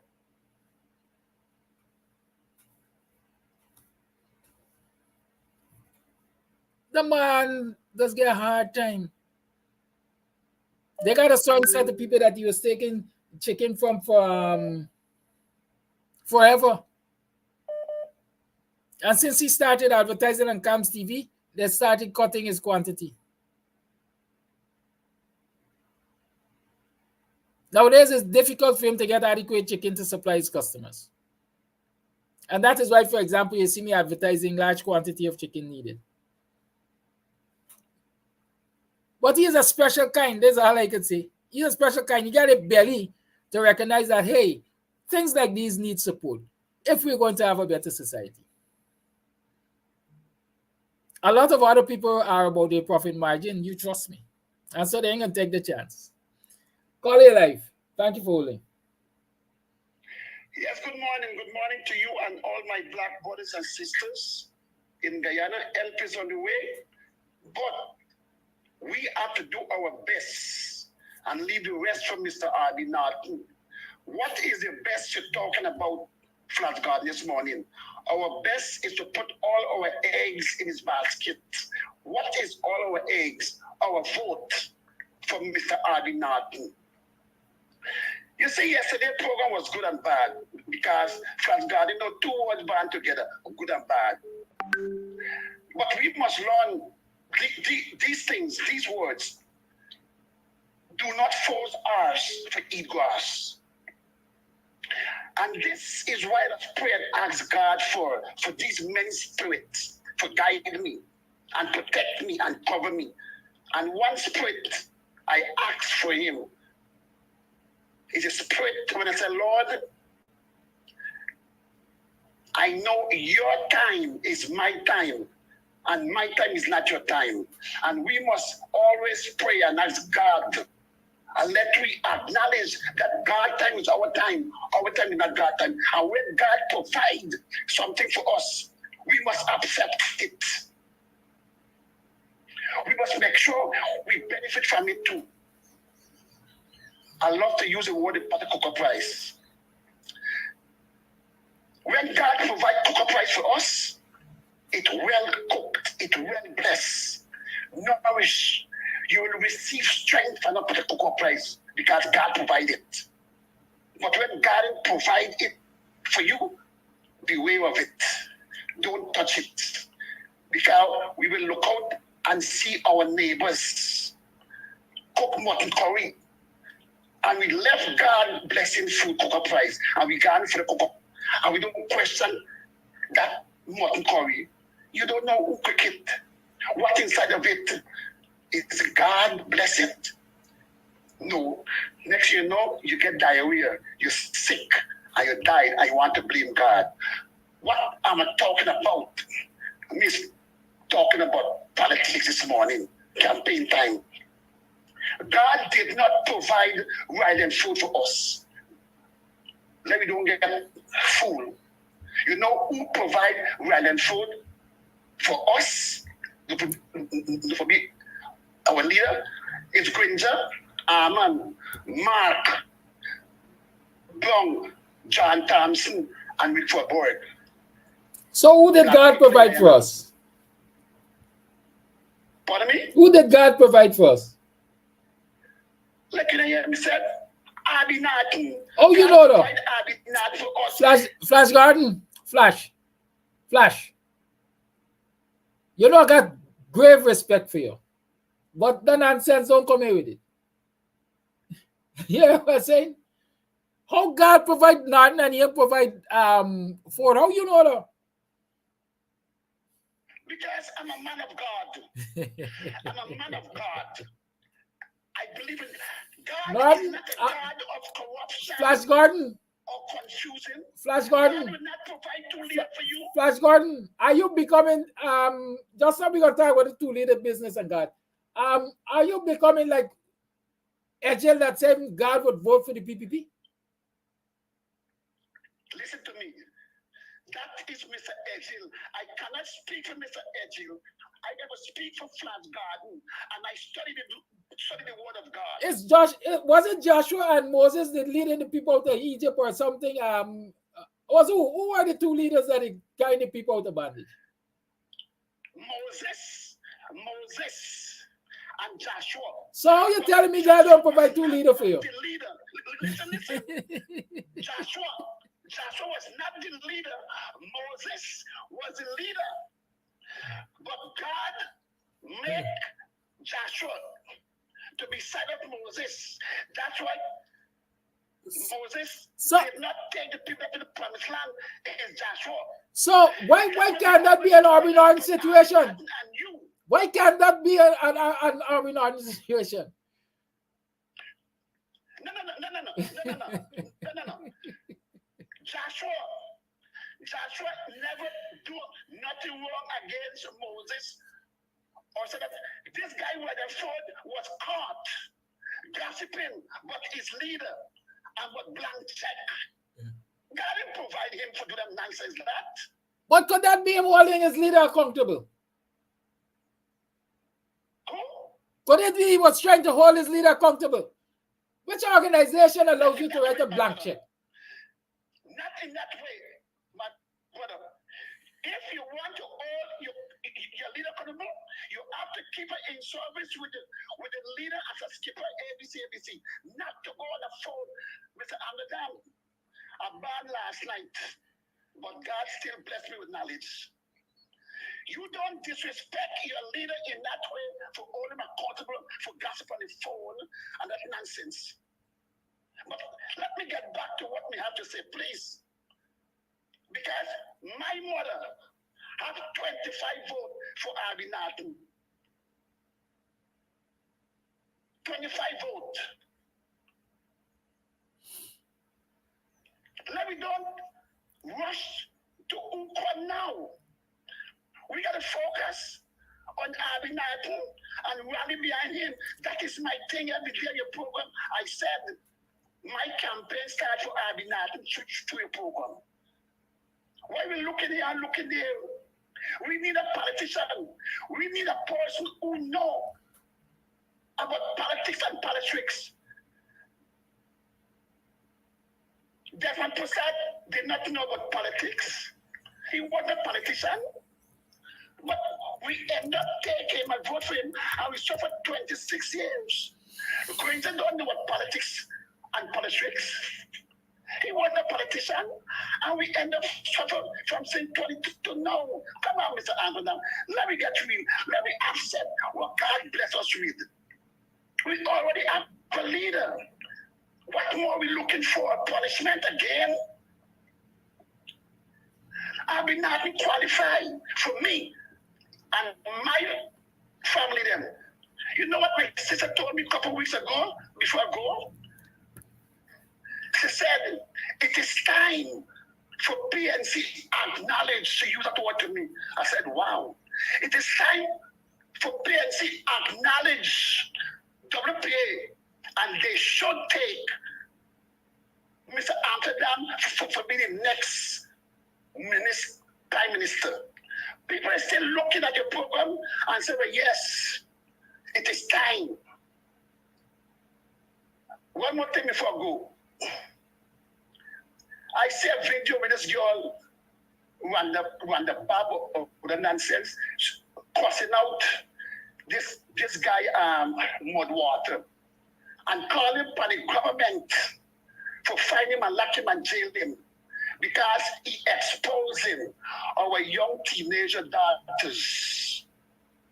Before she tell the government for putting in place like program for young teenager in afternoons program or some program and teach them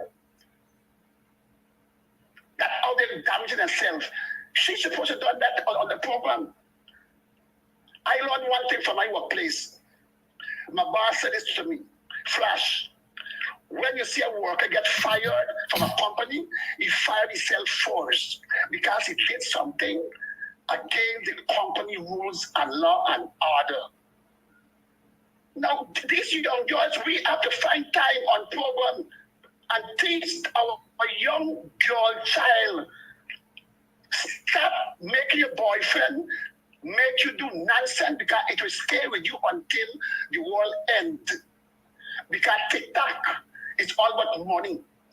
Don't let your boyfriend tell you, say, look, so naked, so that nonsense that. And parents, I'm all the parents responsible for that. Begin teaching your children, your child. Stop doing, tell your boyfriend, play.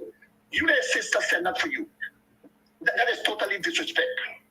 And last, if any towards them young teenager, if a boyfriend tell them nonsense, bust him out. And to the wife and woman, if a young husband or man like say with them nonsense that, bust them out. Take them call like low life, bust them out because they're not supposed to call like yellow because low life, next you know they will want to kick you. You have a lovely weekend. Thank you for your call. Let me tell you something. You know, part of our problem, as I find it, as we discuss in leadership and Army Norton and WPA and coalition and government and all that, some people believe that if you do one thing, it is exclusive, you can't do something else. I like to say we can work complex. There are lots of things that we can do hand in hand. Separate and apart. But they will complement each other anyhow. People believe, for example, that if the evidence said that he won't be president, it means Harvey Norton can be president. It doesn't mean that they have to be president at the same time. People believe that if the evidence said that he won't be the number one leader or top leader, Harvey Norton can be the top leader. The evidence could be top leader for WPA. Harvey Norton be top leader for PNC. And they can still collate or coalesce to form a government. It is the two of them who got to sit at the table and work out the ramifications. Or the two organizations, the two political parties. Y'all know a tired saying, when you call, I accept your call, mute your mic. It is very distracting.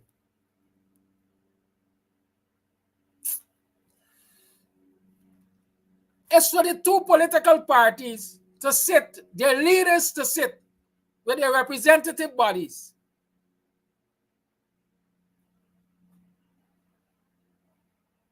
And negotiate the terms and conditions of the quote-unquote marriage.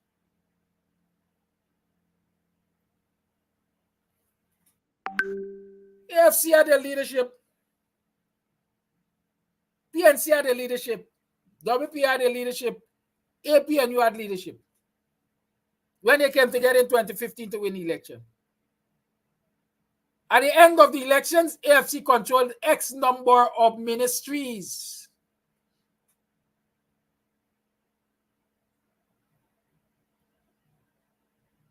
It came out of negotiation. So I don't see coming out of yesterday's program, coming out of this continued discussion. Why people have this fear that if, or this belief that if the evidence admits or accepts that he won't be top leader, Harvey Norton can't be top leader. Royce Ford say he won't be top leader, Harvey Norton can't be top leader. The thing with Royce Ford and Harvey Norton, they're in the same political organization. Both of them can't be party chairman or party leader. But both of them could contest to the position. The party membership will determine who they want. Just like I said yesterday, unless you put your name on a ballot, you can't determine if the people want you electorally or not. I could sit on here and I could get 1,000 views in the morning, live viewers. I could hear 1 million flash gardens say, we want you as prime minister. But how do I test that? Unless I put my name on a ballot. I don't know if the people want me electorally, if the people see me in that light. Yesterday, somebody talked about being anointed or waiting for the anointing. Enough of us got our anointing and we didn't know. We didn't recognize it because we are scared to accept the responsibilities.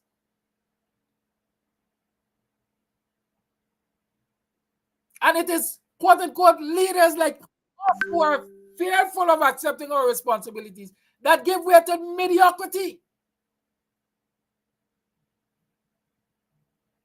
Because when strong leaders fail to accept, to lead from the front, from the top, then weak leaders step forward.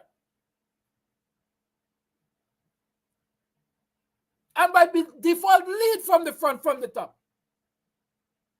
And the result is usually chaos. I know when I come here in the mornings and I talk about certain things, it ruffles people's feathers.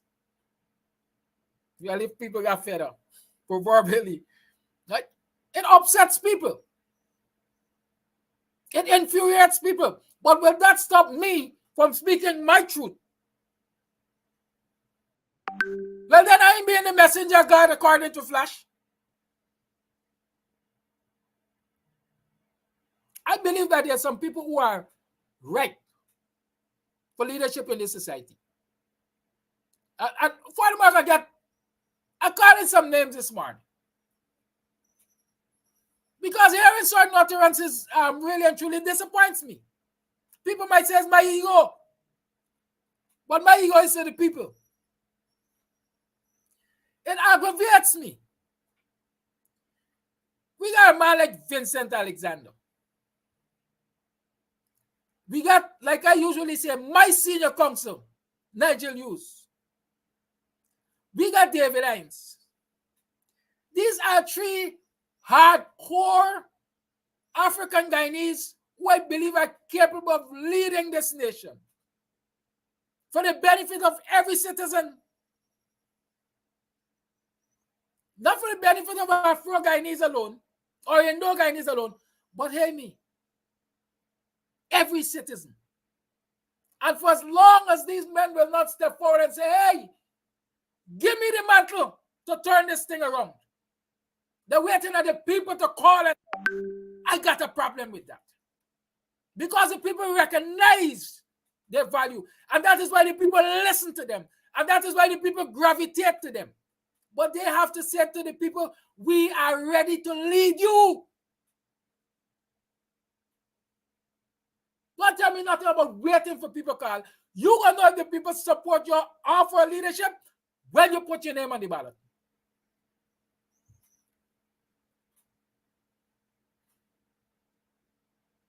And that's my position. And I am not ashamed of it.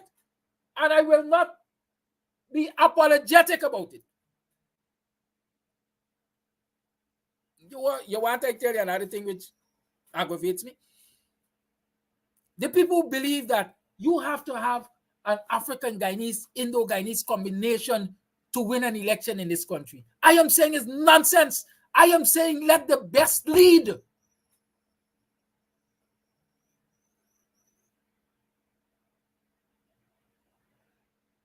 During the course of this week, we hear discussion like Army Norton is trying to test it. We know what Army Norton is capable of. We know what Rizal Ford capable of. We know what Amanza capable of. We know Garnish. But how do you know people's capability if you don't give them the opportunity?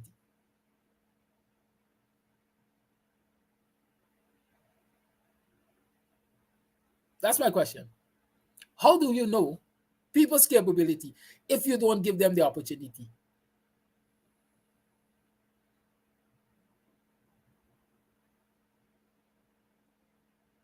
You could teach, you could be, and I'm talking from the position of an educator, you could then front the chalkboard all day, you could explain till your spit turned to blood. How do you know that your students have learned? Or you chalk at them and say, do this. How do you? I have been in classrooms and my students will tell you that. I've been in classrooms when students ask me a question, oh shoot, good question, you know. Let me do some homework. You come with your answer tomorrow and I can come with my answer tomorrow. There's nothing wrong in that. But we must get it 100% right. We must feel in our spirit. We must be so absolutely sure that we're not going to be rejected before we accept to lead or we offer ourselves to lead.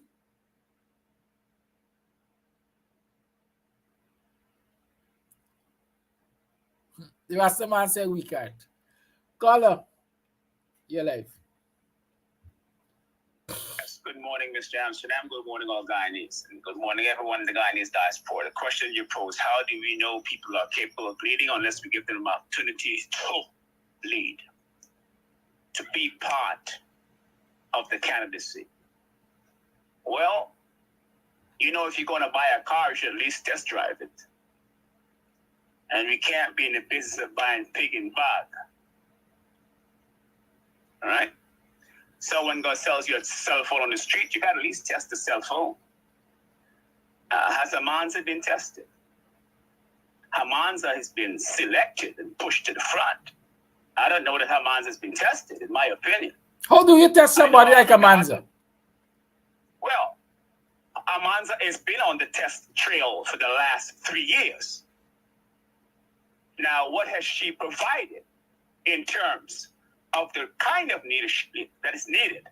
Given the request and the crisis that we are facing, she has been on the platform to demonstrate what she's capable of. She's had 3 years to demonstrate. Okay? So, she could have mobilized. She could have advocated on the platform several things that we know are needed. She hasn't done that. Okay? And I could run the list. What is Amanda's proposal? Have you heard him yet? In 3 years, a lawyer? She ain't short of words. Did you hear Amanza say she's running for leadership? Pardon me? Did you hear Amanza say she's running for leadership of the party?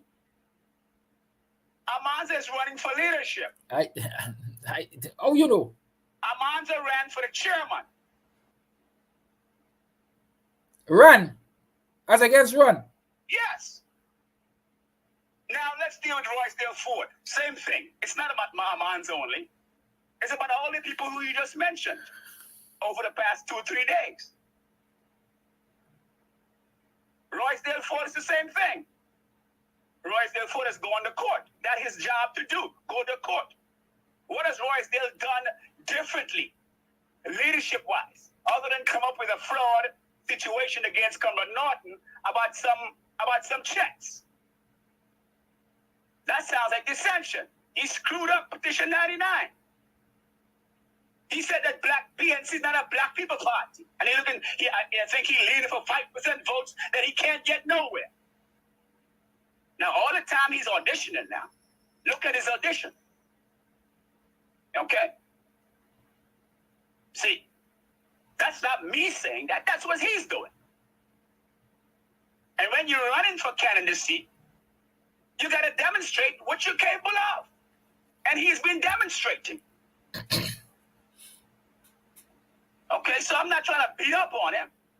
If he could bring a miracle, then we will vote for a person who could bring, because we need miracles right now. Figuratively speaking, we need a miracle. Aubrey seems, well, the race is only between those in the executive. It can't be between Kofi or Dr. Hines, because they are not in the executive. So they can't run. So as much as we will say, well, Kadaki should go, but Kadaki is not in the PNC executive, so he's not even a contender. Now, let's deal with Vincent Alexander. I think he's a very capable brother in terms of how he speaks. He has some training back in the days, much training, but good is as good does. Dr. Hines is underground. And Dr. Hines has demonstrated more than the whole bunch of them put together. I don't always agree with a lot of things that Dr. Hines says. But Dr. Hines has demonstrated that he has a worldview. He's able to make the necessary distinctions that befuddles most of these tenured politicians in Guyana. He's able to clarify things that they're stumbling over, that they had the opportunity, they had the platform in the last 23 years, Corbyn coming all the way down, and they ain't able to do what Dr. Hines is doing. Mind you, he's a professor. That's his bread and butter. But he's also not only about words, he came on the ground to mobilize. That's interesting. Here's a man talking the talk and is able to put it into action. You see what I'm saying? You're looking for that. We're looking for actionable theories brought into practice. Not just come and talk to us and then you can't implement on the ground where the tire hits the road. I do believe that Amanza and Roysdale Ford have the potential, but they have not carried their theory into practice. And that is what we need. So understand what Coffee is saying. I am not beating down a man, especially from Berbice, the current team. And Linden, Royce Ford, I mean, there's all black people, they deserve a chance. But we can't get hung up on you know, looks and sympathy. We did it with Granger. Right? So we need a man or a woman who could make magic happen. That's the complaint. Mr. Amsterdam, let me use you as a test case because you put your candidacy out there.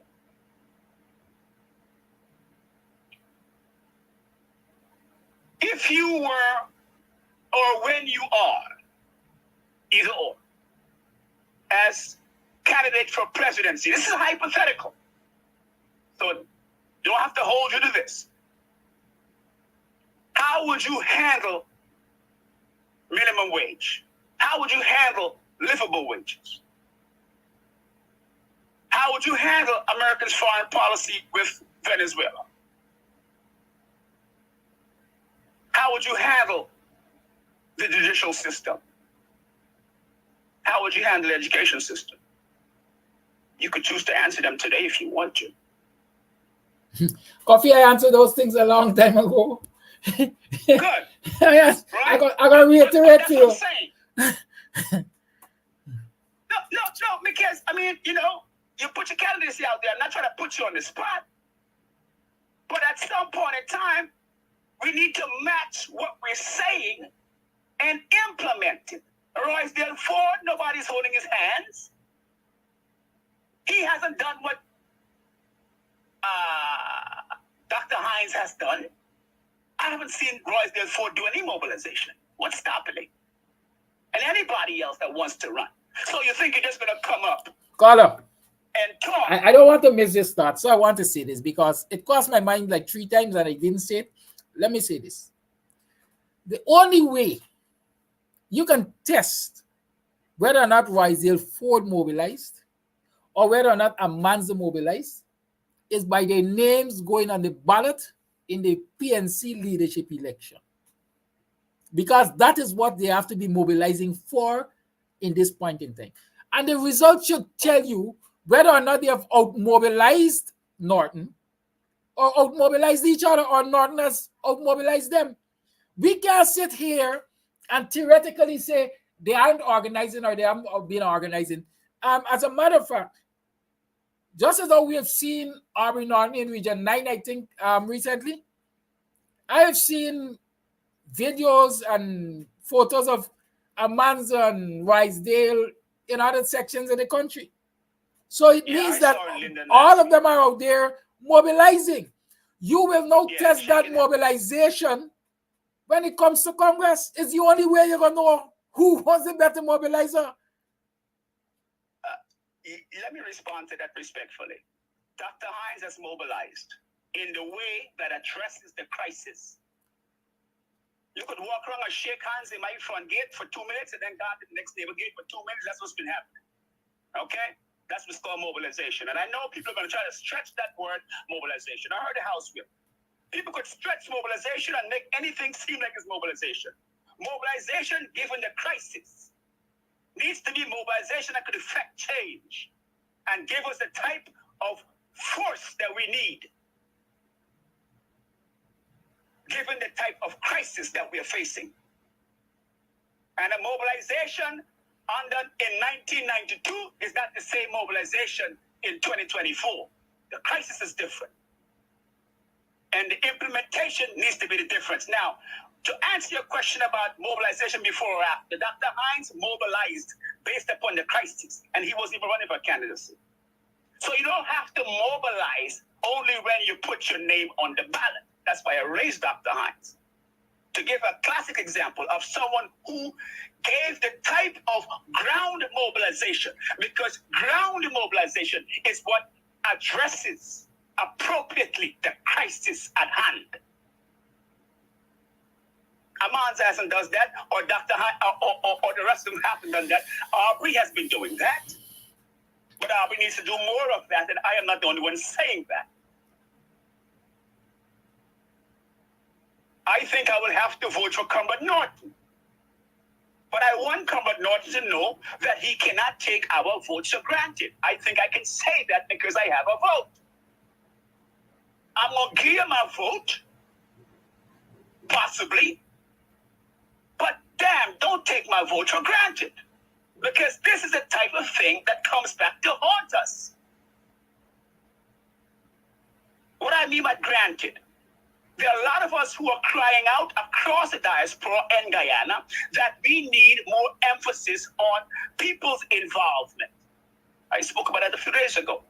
We are hearing, or we tend to conceptualize, that the only voice that needs to be heard on the agenda is the voice of the party leadership. Well, we have to start wrapping up. Okay, we've tried that. But party leadership, for the most part, people, has been only addressing their special interest issues. And if you look at these comments on your show, Mr. Amsterdam, on different shows, you see that people are calling out in the comments other things that aren't being addressed. So you have to surmise that, oh shucks, the leadership aren't addressing these issues. So who will address them? We need the type of people to address them. Thank you, caller. That's where you come in. Thank you, caller. That's come in. Once again, thank you for accepting the call.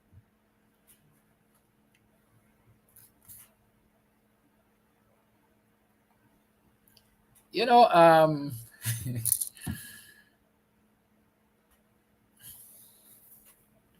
we'll maintain. When those people put their name on the ballot, the results will tell whether they mobilize or whether they are chosen. It's the people who will make the decision. Not us here on social media. All of us know who we want support and who we want lead and all of that. But at the end of the day, just like elections day, is who in the ballot booth will decide who comes out on top. I mean, there are other factors that one might have to consider, but ceteris paribus. Call it life. Call it life. Good morning, Brother Kidaki. Good morning, Brother Kidaki. Let me say that I enjoy the criticism and the vetting of all the leaders. It shows that within the coalition movement, there's a great semblance of democracy, so to speak. We must be able to criticize and vet our leader, or else we make a mistake. We make some very huge mistake. I'm of the view that the coalition made a huge mistake in choosing Ranger as the presidential candidate of that party, because he's failed to, in my opinion, he has failed miserably. You understand? I know there will be a lot of criticism of my saying that, but I'm always on the ground. I was there when throughout the entire process,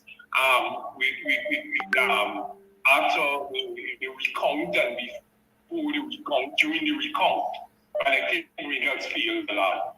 That said, I would like to suggest that, seeing that I reject your notion that there should not be a mix of political leadership in either of the parties. You cannot get the support, or the masses will not see themselves represented in any political process if this are not represented. You have to have the races represented. I would want to suggest, I know Aubrey Norton and Moses Nabutu has a very good working relations. And I know there is a lot of differences that was meted out between, the AFC and Moses and so on during that process of the recount and all of that. Because it is said that some people turned off the phone and they could not have been reached senior leadership within the party, and they could not have reached within a in that process. So my suggestion to the program or to the coalition or to our people, our supporters is that, hey, we need the best person who can win this thing. And in my opinion, if Aubrey and Moses can work something out, you have Aubrey, you have Moses, you have Nigel, you have Clemraj. All of these are great leaders and honest leaders. So I'm saying that I want to put forward this to the public or to the nation. Let Aubrey choose his running mate as Moses. The two of them run for 2 years each, change around the leadership and provide good leadership for Guyana. Because I think both of them, their hands are clean. Their hands are not tainted. You cannot accuse Aubrey of nothing, of stealing. You cannot accuse Moses of stealing nothing. Moses was there, he was Guyana's prime minister. Caller, sorry, but Moses is the past. Moses is retired from politics. Let's talk present and future. No, I don't think Moses has retired from politics. Well, I am sure I read or heard somewhere Moses say he done with politics, he going right now. Well, last year Moses on a political matter in this country. Well, let me say to you, Brother Kidaki, that Moses has completed his books. And he's launching his books today as the Pegasus at 6 p.m. And so that mean, he could come back for political leadership? We should keep our ears out for an announcement. Well, let me tell you before that announcement, sir. Hear me just now. Let me tell you, before I hear that announcement, right? Any politician who can serve at the highest level disappear when the people suffering and then come back to tell me they want to lead. I can't find the right word. I don't want to say the wrong things. But I don't think they deserve the support of people. But you said yourself just now that the man was writing the book and he's completed his assignment. You have your personal thing. You just said on the program that after the program is done, you got to be hustling to do your stuff. But I didn't sit as president or prime minister of this country. I don't get a pension, multi-million-dollar pension as prime minister or president of this country. I wasn't sitting there when regime change took place and people were left in hell. And if you think it's the best time to take time out to write your book or your books, and then come back and tell me that you want me to give you the chance to lead again, I got to be a damn fool. And I'm being honest. Well, you see, I sort of agree with you, but at the same time, you got to look at the criteria of winning. He may be wrong by doing that, but you have to look at the best possible candidate for winning. The thing is that the main objective is winning. And I really agree with you. Well, all right. Guyana did the same thing. Guyana never come to the public and said that, we're sorry, we went wrong, and so on. I can remember in the days that Desmond he used to take us to the square revolution, and he will explain it. Guyana never did that too, but Guyana is still holding on as head of the list and making decisions. That too shall soon end. That too shall soon end. I explained to folks in the course of this week's discussion that the current leader of the list becomes extinct in the new electoral cycle.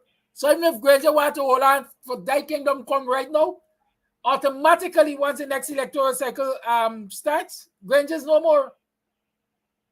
And just like Moses, you think Granger could come and tell me you want to lead anything and I support it? I gotta be mad. Continue. Okay. I think you should get me clear. I do agree that for some reason you had to fall out, abandon the people or whatever. I do agree with you, and then you come back now. But please understand my position. My own position is not that I'm pushing a particular narrative. My position is clear that let's look at the winnable candidates. And for me, I will tell you clearly, Brother Kidaki. You see, all the people who are running around the place and say, oh, they want to I'm fighting the army. Now, let me jokers. You're not ready for Japanese yet. You're not ready for Japanese politics as yet. I tell you plain and straight.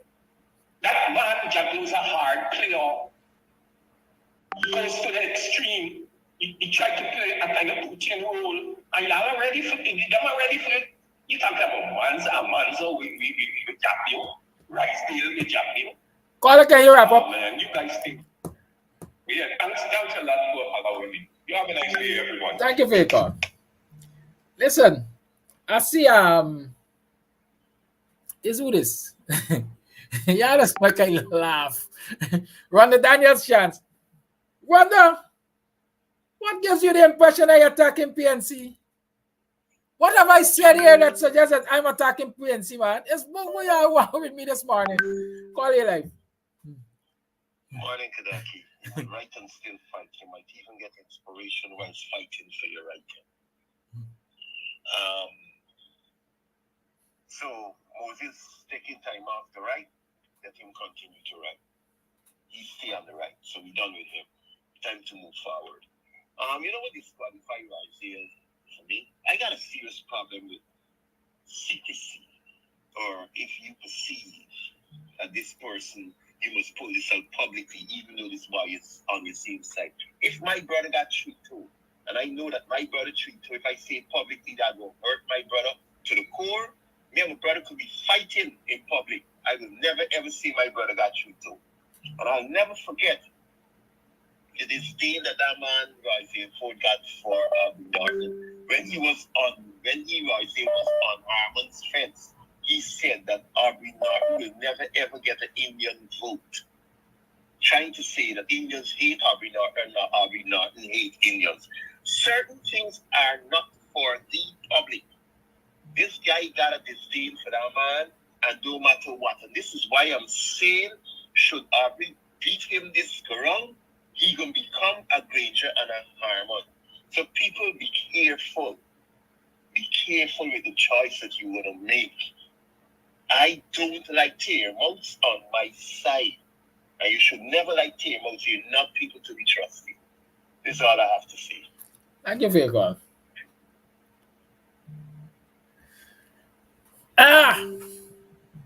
I'm loving this. I am enjoying this, quite frankly. Let every man have his say. Yeah. I just think I get a free pass, though. Call it life. Good morning to Mr. Babaki and those who are in and out of the diaspora. God bless you. Guyanese, let us understand they are different of the kind of righteousness. And when we speak about God's righteousness, for example, it goes in according to God's word, God's will, and God's way. But when you're looking at man's self-righteousness, it goes in according to the five senses assessment that pleases them. And so there's where some people be capable of saying, God said this or God, this or God. Anything could be a God, anybody could be a God if you put in the almighty position. Even the devil, even Lucifer is a God. But so when we speak about the almighty God, he works in mysterious way, and he uses whom he chooses that are willing to be obedient to his will, his word, and his way. In other words, what I'm saying is that he can use anybody.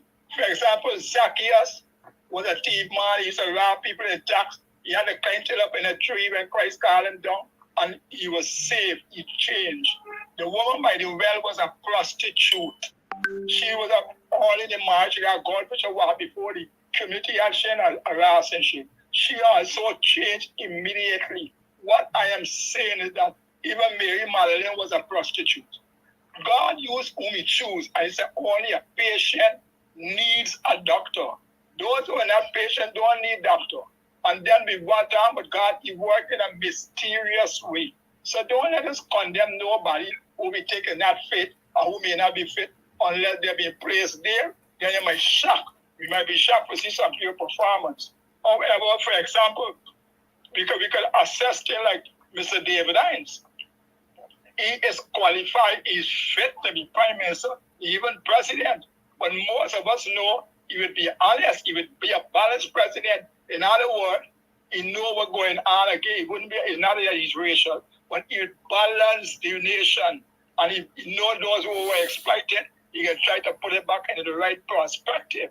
But many people try to say he's racial, or he thinking everybody does not it. And that is righteousness, putting it right in perspective and supporting it. Those leaders that we got, the leaders them gotta be strong enough to stand up and face the world powers. To stand up for what is right, regardless of what situation. And that's when we got quality leader or leader, not because this body want be and the body want. Anybody could be a leader, but will they stand up for the righteousness of God? Let me see what kind of the Constitution. You watch and see how they want to amend it, like what the president of Guyana is saying. One Guyana, one Guyana. You don't know what's going on already. The world power them are pushing LGBTQ. And you can see they want to make way for that. Against God's will and God's word and God's will. And that's what I'm saying. Anybody could be qualified, pertaining that they put themselves to righteousness, God's righteousness, and not the righteousness of man. And so let us understand, regardless of who are run for prime minister or president, we have a right to vote for who we choose and recommend who we choose. And like I said before, Dr. Hines is qualified, but he tried to avoid unnecessary things and stress his own self out. So he's a blessing. And Mr. Kadaki, God bless the program. And once again, Guyanese bless us all. Let us stand up in the righteousness of God and vote for righteousness regardless of what to get a change and get this government out of this wickedness what they do to this nation. Please, kindness. Have a blessed day, Mr. Kadaki. Thank you for your call. Somebody saying Karaoke Amsterdam for education minister. I don't want it. I want some people and take back all the money that they thief from this nation. Yeah, keep that in mind. And work in the education ministry. Happily and comfortably. But I want to know that there's somebody in the next government that is going to be willing to go after the PPP and the police for all that they've stolen from this nation. And it's no idle talk. Call it life. Morning, Kadaki. Good morning, Guyana. Very spirited conversation for FREETALK Friday. And I'm coming from the perspective that regardless of who is the chairman of the PNC, I think they would toe the party line. They're not going to go outside of what the belief of the party is, whether it's Roysdale Ford or Norton, because of how the APNU is made up. They're not going to go far enough in reference to African Guyanese because they would be afraid of not garnering Indian votes compared to the racist PPP, which is just all Indians, majority 99%. So they can say and do what they want, and they will still get most of the Indian votes.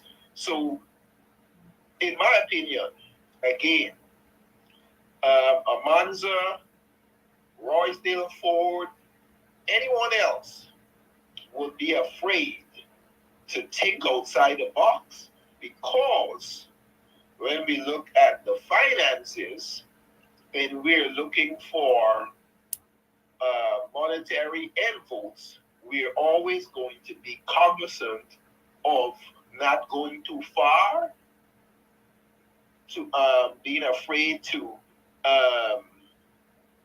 get Indian votes. So it's a dilemma, in my opinion, when it comes to the PNC. And we've noticed they're not going to say a lot prior to being elected. And we can go back to when Aubrey Norton was running for the chairman of the things he said prior, but when he gets in there, he has totally held back and refused to say anything in reference to wanting to appear balanced. And that's the serious problem being in the leadership of the party. And like you rightfully said, it's only the executive that we see running for party leadership. Why not broaden that scope in bringing in others, and you don't have to be an executive? And that's my take. Thank you.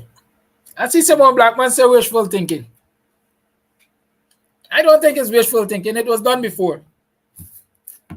State Asset Recovery Agency was established under the coalition government, and they were going after stolen state assets. Maybe not bullish enough, maybe not with enough arrogance. I use that particular word, arrogance, because we have seen the arrogance of the PPP. Jack Deo, for example, had the temerity to say he won't pay another cent. A man like me would make you pay another cent. Trust me, because we would be arrogant alike. Sometimes it can be statesman like dealing with certain imbeciles.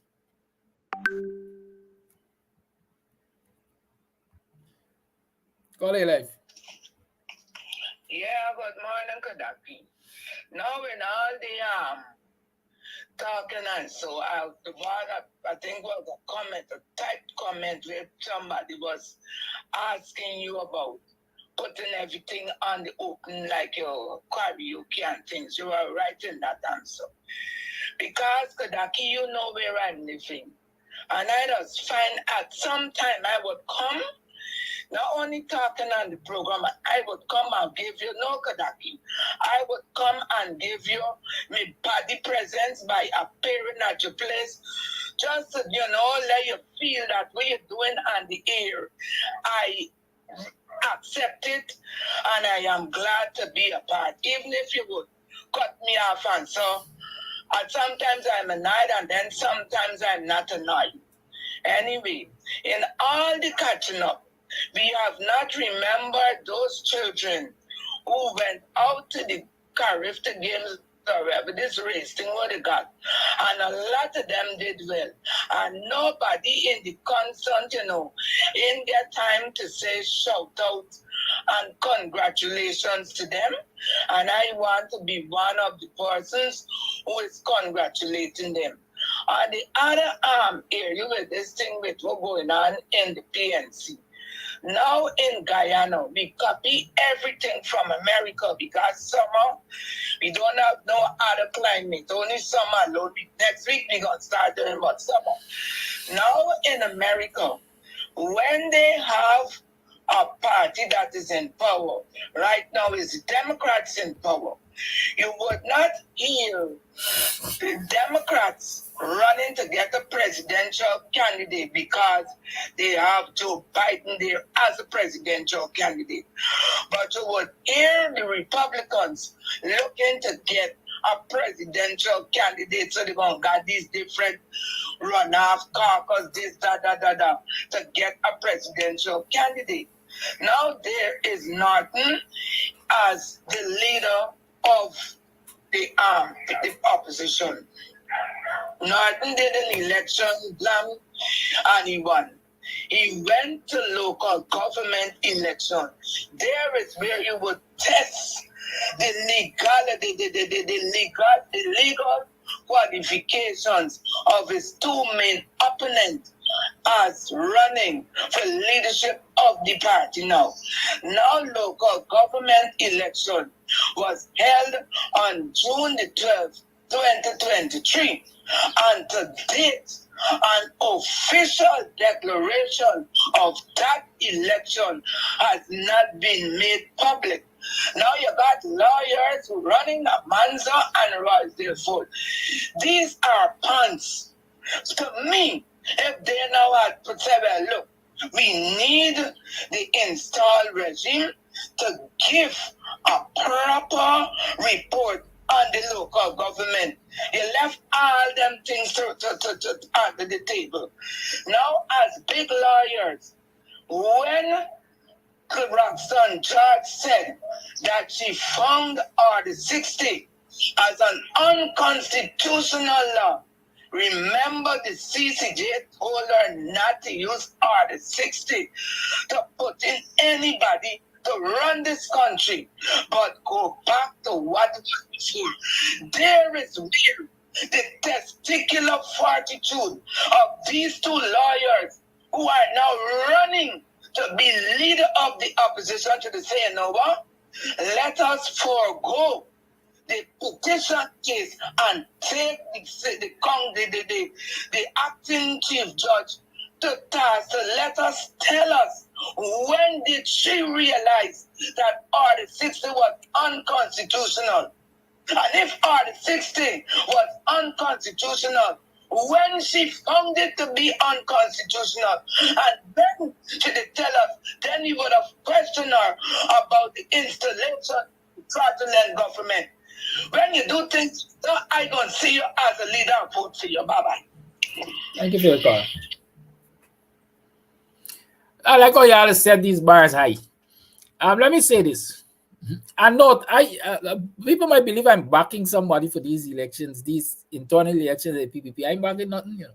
I'm backing a soul. Because regardless of who leads the PNC, I'm of the firm opinion the PNC has to coalesce with all the other or a lot of other opposition parties to be able to get the PPP out of office. So y'all keep that in mind. I don't care who lead the PNC. There's a process to be gone through. When they go through the process and they end up with their leader, the leader still got to sit down at tables to discuss how they're moving forward to, first and foremost, I would say reconstitute APNU, and secondly, win the PPP. I just want to say that. Good? Something else I wanted to say. But let me say to you while I'm talking, if you're looking for chairs and tables and tents and so on to rent, call me on 6225933. EC Party Rentals has things to rent. Y'all got celebrations coming up. Remember that you can get chairs and tables and tents and coolers and so on to rent from EC Party Rental. Good? Right. Oh, there are some voice notes I wanted to play. Let's play some voice notes and then I'll take calls again. I promise y'all I'm gonna get a little extra time, but it can't be too long, right? But I'm gonna go a little past. Oh, it's 9 o'clock almost. I'll go a little past 9 o'clock. So don't be too concerned that your calls has not been taken as yet. Why am I hearing this one?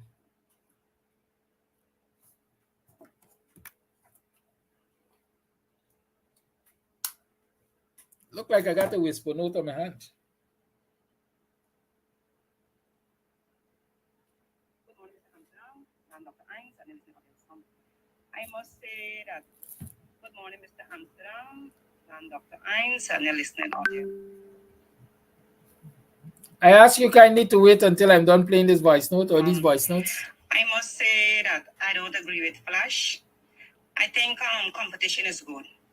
Nothing wrong if somebody vying for the leadership, maybe they see something that the previous leader is not doing, that the leader is not doing. So if they are contesting it, I think it's a good thing, because when you have people vying for seats, the leader going to pull his socks up. Because too many times they get very complacent because they tell themselves, yeah, the people want me and that's it. I don't have to do anything else back. I just have to lay back and lead. But sometimes leadership come with a lot of things. It comes with listening to your people. It comes with mobilizing your people. It comes with being the leader. You know, because your people is looking forward for so many things from you. You can't tell them they must do this and do that.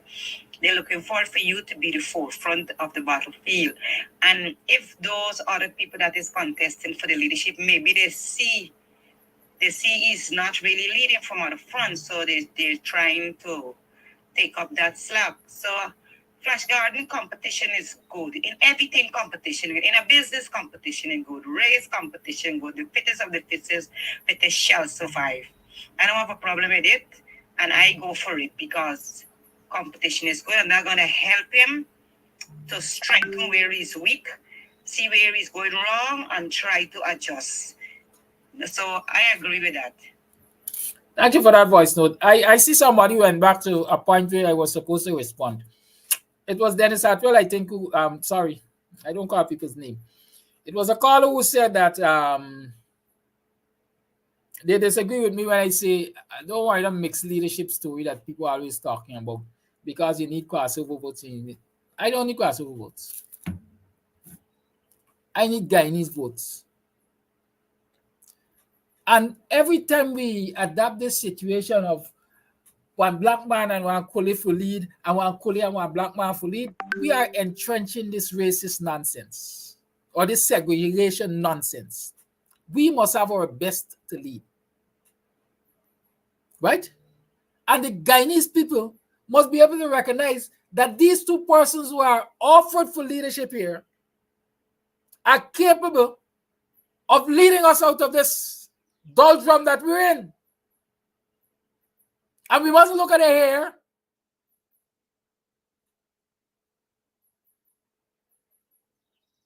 We must vote for them for the fact that they are capable. That's the trust we must put in them. But right now, we got a situation in this country that people voting because they're here.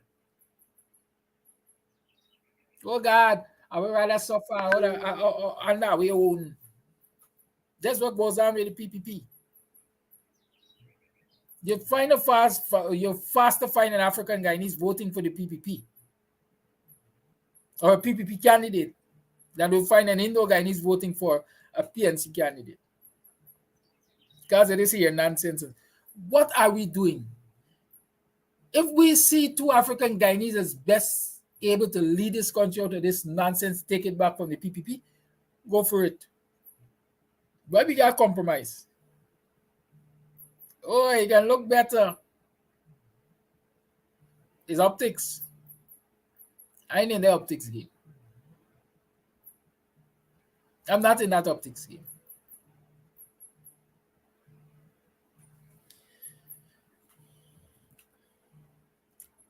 I swiped for the call and I lost it. Let's play more voice notes, man.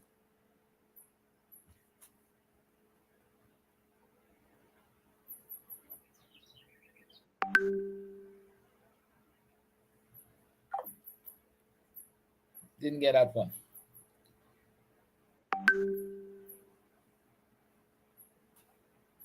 Good morning, Karaoke, and good morning to your audiences. Call your life. Good morning again. I heard you mention that word ceteris paribus, and I recall clearly being a student in that same class with you, but I wouldn't say where, only you know. But nonetheless, I really enjoyed the program so far, and I would like to make two comments. The first one has to do with everyone is entitled to their opinion, and it should be respected since we should be democratic in nature. But nonetheless, the key point has to do with the PNCR party, which is the topic of discussion at this moment. Correct me if I'm wrong. The most important thing for the electorates or the people who are not members of the party to know would be, first, there is a delegate conference, which you have the delegates going forward from all the different groups near and far, meaning in Guyana as well as in the diaspora. And for them to take that step, they must be financially standing, meaning that they're paying their monthly or dues, the yearly dues, as well as they must be active members. So while the people may make opinions and so it is still valuable to the process. Nonetheless, only those elected representatives, which comes up as the party decides who they want as leader. One thing to note is that at this juncture, what we are seeing, we saw one person enter the race, and that's his democratic right and should be respected.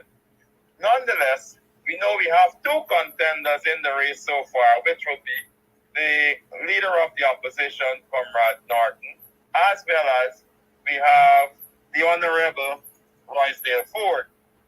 But remember that the process has begun, and you are still likely to see other people entering the race. And why am I saying this? In closing, is simply that the party's constitution allows any active and financial member in good standing to join that or to go after that coveted seat once Congress is called. So let us continue the discussion, but nonetheless, Guyanese, let us stay committed to the struggle and demand that our teachers must be paid a livable wage. Thank you. God bless you. God bless Guyana. Do not give up. Thank you, Kadaki. Thank you for that call. I think I heard some contradiction. Well, not contradiction, but I heard something said by the caller. There's going to be the delegates conference. And it reminded me that somewhere along the line, those who want to contest this election have to be nominated by groups across the country. Right? So, what's his name? Waisel Ford or Amanza or whoever, Mike Paul or anybody, announcing their, candidacy, can I call it candidacy? Announcing their intentions to contest the elections are doing just that, just announcing an intent. Because at the end of the day, unless they're nominated by some group or groups, they don't find themselves on that ballot, right? I think that is what I'm hearing, and I think that is accurate. Good, I think that is accurate. So, again, like I said, if you don't announce your availability, if you don't announce that you want this thing, how people will know you want it? If Waisel announced that he has an interest in it, how people will know to nominate him?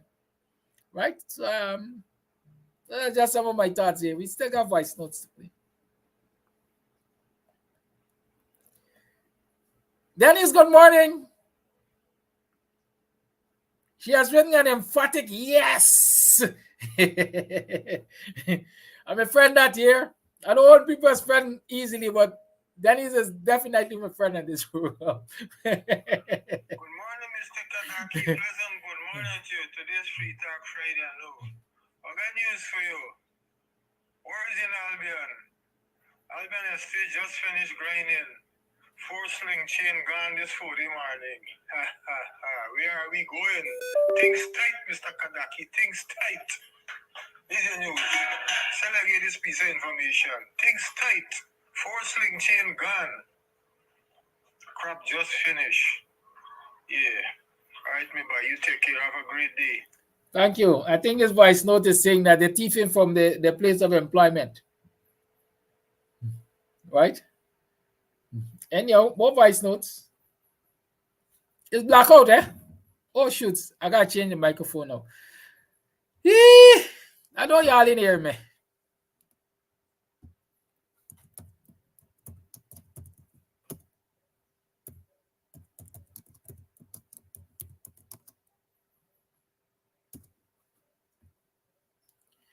All right, we gotta go to fix this thing. The mic. Audio.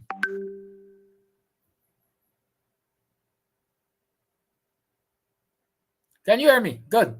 Yeah, I suspect you're hearing me. Good. So you hear me loud and clear.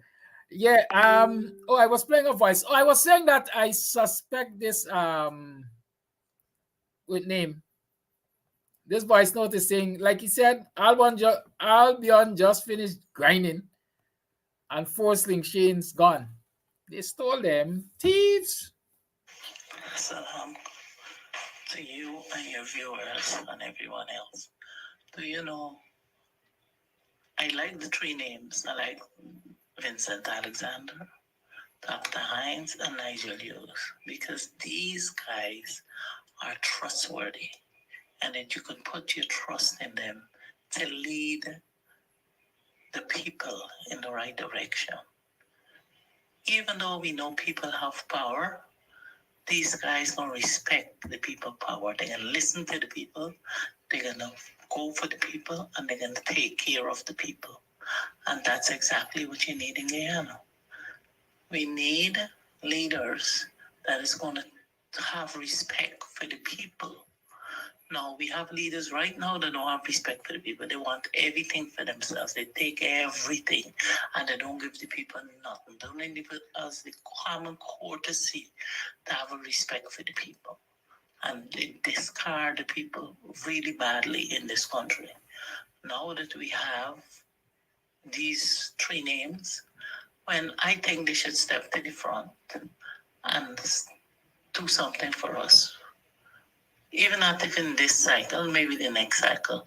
But Ari Norton is the only hope that we got. And we know that he always talk about helping the people. And we need that. The people need help. The people need funds, the people need homes, the people need food, the people need everything in this country. Because the people, most of the people in this country are in poverty, and we must get them out of poverty. Thank you for that. I see Denise is asking me to clarify a WhatsApp she sent. I'm not sure what it is and when was it sent, but I'm still playing voice notes. So if it is a voice note you sent me, maybe I will get it.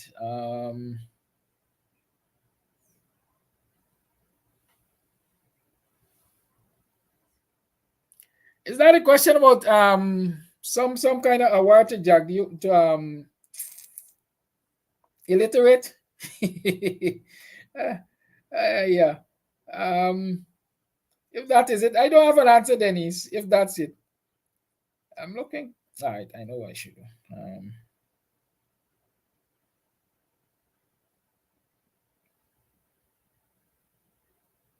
I'll bear with me, man, because I know I got voice notes to play.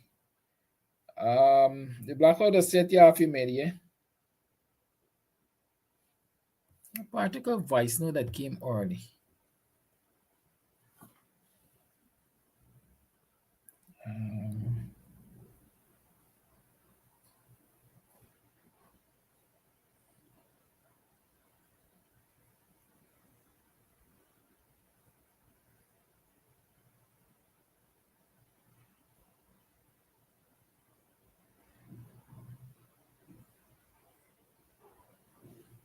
Thanks, and the listening audience. I must say that I don't agree with Flash. I think competition is good. Nothing wrong if somebody vying for the leadership, maybe they see something. This one was played. So let me see what wasn't played. All right. Good morning, Kedaki and listening viewers. I can remember, I think it's 2015 election. Everything just the other day. Nagamutu. Now it's Norton. Nagamutu. Fight, Norton. Stop it. Unity is strength. Unite, mobilize, organize, strategize. For Guyana to grow, PPP must go. Y'all think about that. For Guyana to grow, PPP must go. There is a president in Guyana who just embarrassing the Guyanese nation. Let's work to get those people out. Unity is strength. Bye, have a great weekend. I got cooking for Dono.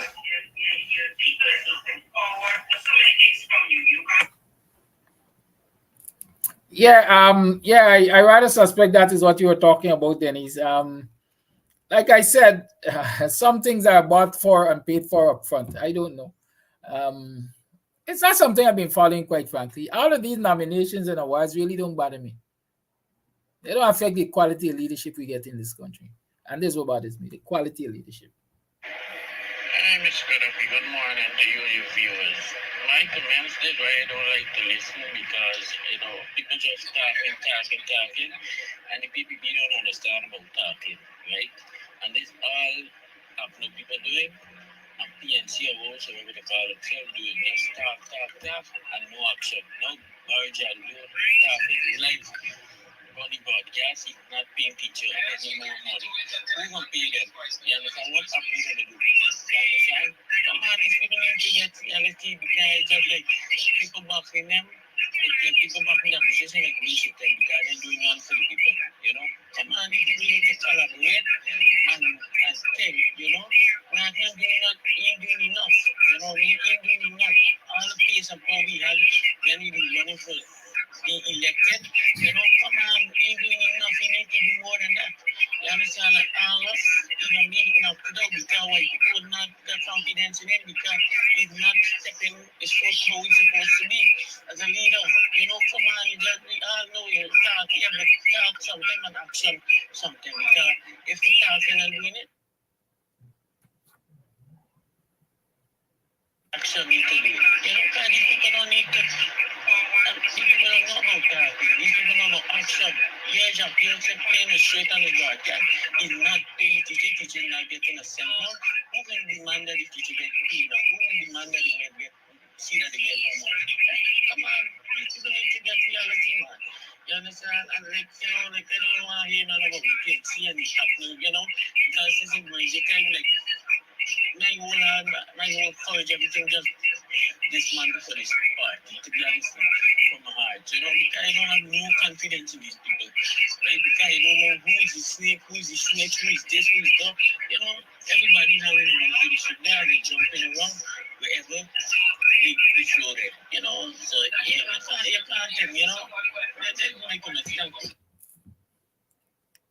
Okay, I see somebody saying Bork chose Rizal Ford instead of Robin Norton because Rizal filed all those court cases for free.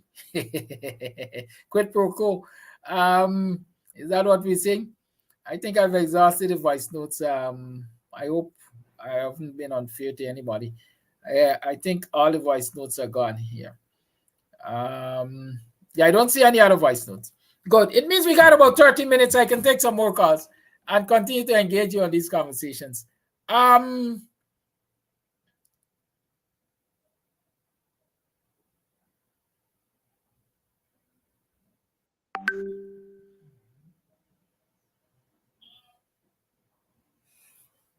it live. Hi, good morning, Kadaki. Good morning to the viewing listen pod. I see suddenly the GPSU boss now decide that they want collective bargaining from the government, right? All the time when the teachers are going to strike, he wasn't thinking along that line, or you know, he wasn't trying to support collective bargaining for the teachers.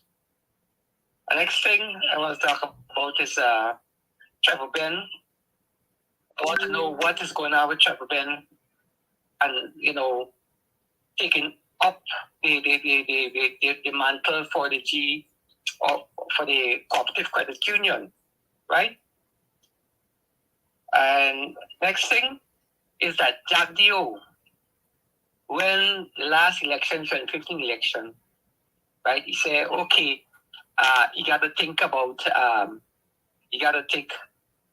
was it 2015 or the last election? He said you got to think about share governance, you know, but things was happening before. Let's see what was happening before, because he knew that what was going on. They probably would have been returned to power, so he didn't want to talk about share governance. So I'm saying that if the coalition takes power again, then this topic of share governance will surface again.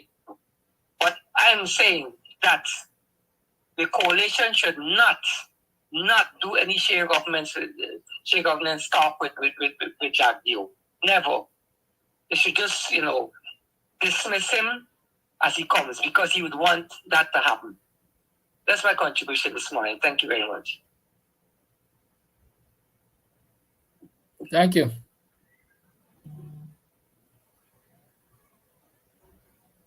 Lines remain open.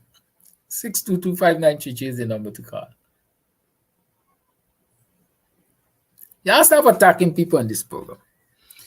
I don't care what arrangement Work has with Rizal Ford for filing of the lawsuits. Excuse me.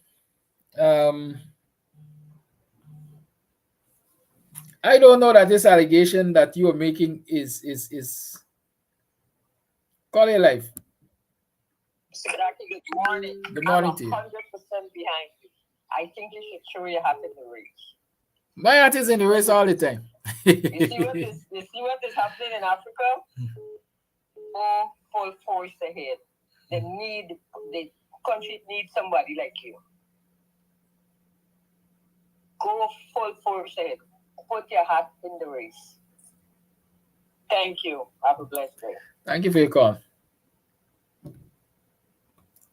Call your life. Hi, good morning, Kadaki. Good morning to everyone. Kadaki, I want to come back to the WPA. To me, the WPA missed some opportunities to grow this party and to make it a force to be reckoned with. And the intellectuals, to me, there is a spirit within the party that's second to none. With your outreaches and everything, the party, they say the right thing. But to me, the structure of the party, it's not countrywide. And to me, Dr. Hines, sometimes when you expect him to take a leap forward, he goes backwards as a leader. And what's your perspective on co-leaders? Do you agree with that? To me, I want to know where the concept comes from because it's confusing to me. Thank you. Thank you. I'll say this to you. I can't remember this exact. Let me call it the eight-headed snake.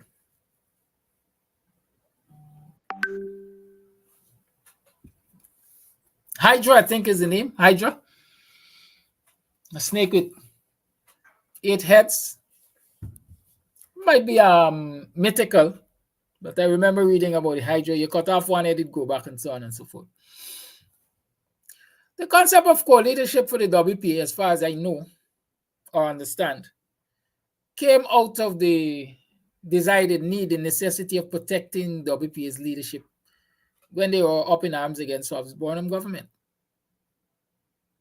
And so you couldn't identify any single man as the leader or any single person as a leader of the party because then you expose them to being murdered, assassinated, unlived, wherever you want to call it, right? And so I think the concept of co-leadership was adapted so that, Carl, you need to mute your mic.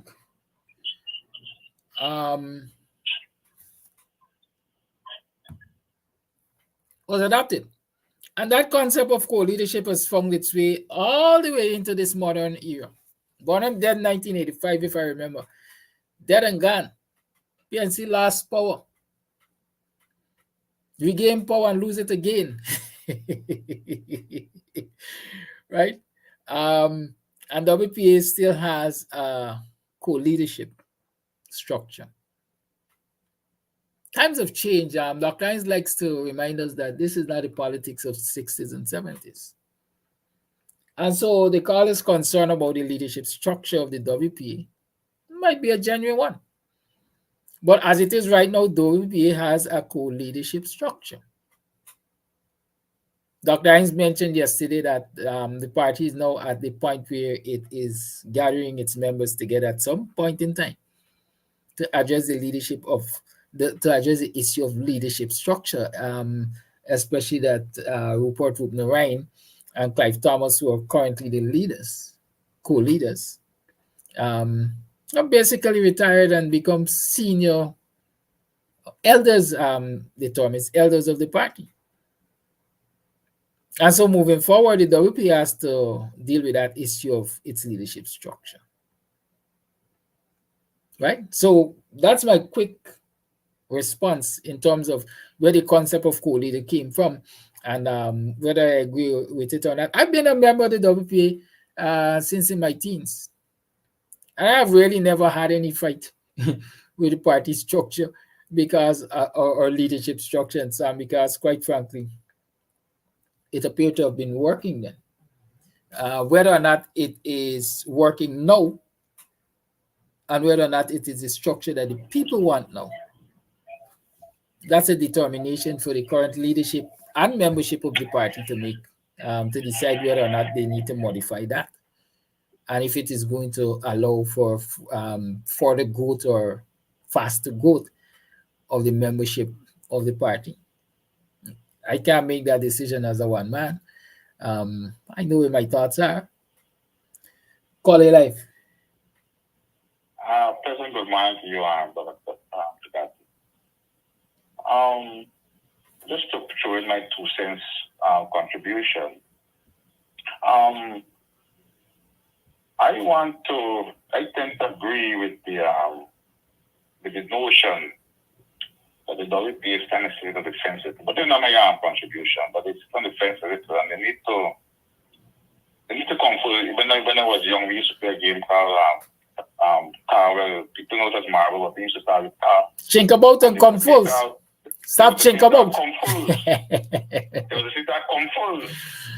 So I think the WPA need to come full now. Election is a year and months away, and they need to I mean, yourself and that time and so you have some notable things, but I think the nation is craving for people other than PP and PNC now, man. So these other parties need to step up big. I mean, if they go into a coalition, things need to be known as. Anyway, I am of the belief, and I've been part of many organizations, and I'm still a part of some organizations. And I believe organizations must do a lot of discussion among themselves and come to some consensus. You will never have consensus wholeheartedly. But when an organization make a decision, even though you disagree with that decision, even though you was not agree, when the organization when the decision goes public, it's like you cannot come out and say, well, 7 people agree and 3 ideas. It is the organization make that decision, and this leadership tussle, I think it defeated the purpose of these opposition but I don't say opposition, I say the PNC. I mean, for me, the timing is bad, and maybe I only open this iron if it won't come back to bite them. It won't come back to bite them. I mean, it is sensitive. The party needs to sit down and discuss who you think who is the best candidate among the various groups. They need to have their internal wrangling, and then at an appropriate time, they put up people and then they along. But when you keep one side keep a press conference and another side keep a press conference, that thing is real. They need to reunite among the leaders that was last chosen. Anyway, this Constitution Reform Commission, it is welcome. It is welcome, despite it may have some misgivings around it. The Guyanese people need to use this opportunity to right all the wrongs that's taking place in this country. The Guyanese people need to take back the power, because the power belongs to the people. Power belongs to the people. And the people need to pull back some power from these politicians that has wrestled all the power away from the people. And in this Constitution Reform, things must be drafted and chronicled in the Constitution in clear and simple language to let it be known that the government is working for the people and not the other way around. The government is working for the people. I would like to see, I hope that things will be in the Constitution where people cannot treat the Constitution willy-nilly. If you disobey the Constitution, there must be consequences. A president must not decide when he wants to appoint a chief justice or a chancellor. He mustn't choose when he thinks it's right to appoint a commissioner of police, and they'll set the acting police. As a matter of fact, that actually must make it clear that when somebody, when an office becomes vacant, be it the chancellor, judiciary, commissioner of police, chief of staff, and then these type of people, the constitution must spell out in clear language timeline when this position must be filled. And now acting people leading, you must have acting when the person in the chair is on leave or they're up on vacation or out of the country or something. Then you must be acting. But you cannot get acting when there is nobody. Once the position is vacant, it has to be filled. Not to the fancies of an individual. The Constitution is bigger than everybody. The Constitution is bigger than the president. The Constitution creates the president. So the president and all other persons under the president, they must work with what the Constitution says. And in this I only hope in this withdrawal coming up that it will be spelled out, not some of the ambiguity that is in the Constitution now. And no confidence, I believe it must go to 2/3. No simple majority can bring down a government. You can't use a one vote and bring down no government. It must be 2/3. So if anybody wants to have no times against a government. So the Guyanese people, this is the opportunity. If things didn't really work out with this reform, well, then whatever we get afterwards, the nation look for it. So this is my contribution. I think our big hope is this constitutional reform, and as well as the electoral process, this electoral reform and the constitution, the list though, where they say, but nobody can come off no list. People, the list at every election cycle, the list must be sanitized. It must be spelled out in the constitution too. The list must be sanitized at every election cycle. All those things must be made clear and simple in the Constitution. So this is the opportunity. And if we take it with both hands, we'll take it then after that. My contribution. Thank you. Thank you, Carla. It's 28 minutes to the 10 o'clock hour. It's obviously time for me to go. I can't say much longer. Y'all have a good day. Have a great day. I think this was a spirited discourse. I hope people don't take it as a personal attack on anybody. I hadn't that intention to attack anybody, and I hope I have not attacked anybody. It's Free Talk Friday. I spoke from the bottom of my heart. You did the same. Love. We're still brothers and sisters. I still love y'all. I still wish y'all the best. And so on and so forth. I don't know why y'all giving some people life. You notice I ignore them all morning. Anyways, y'all have a good one. I'll see you on Monday for another program of Guyanese Morning Time.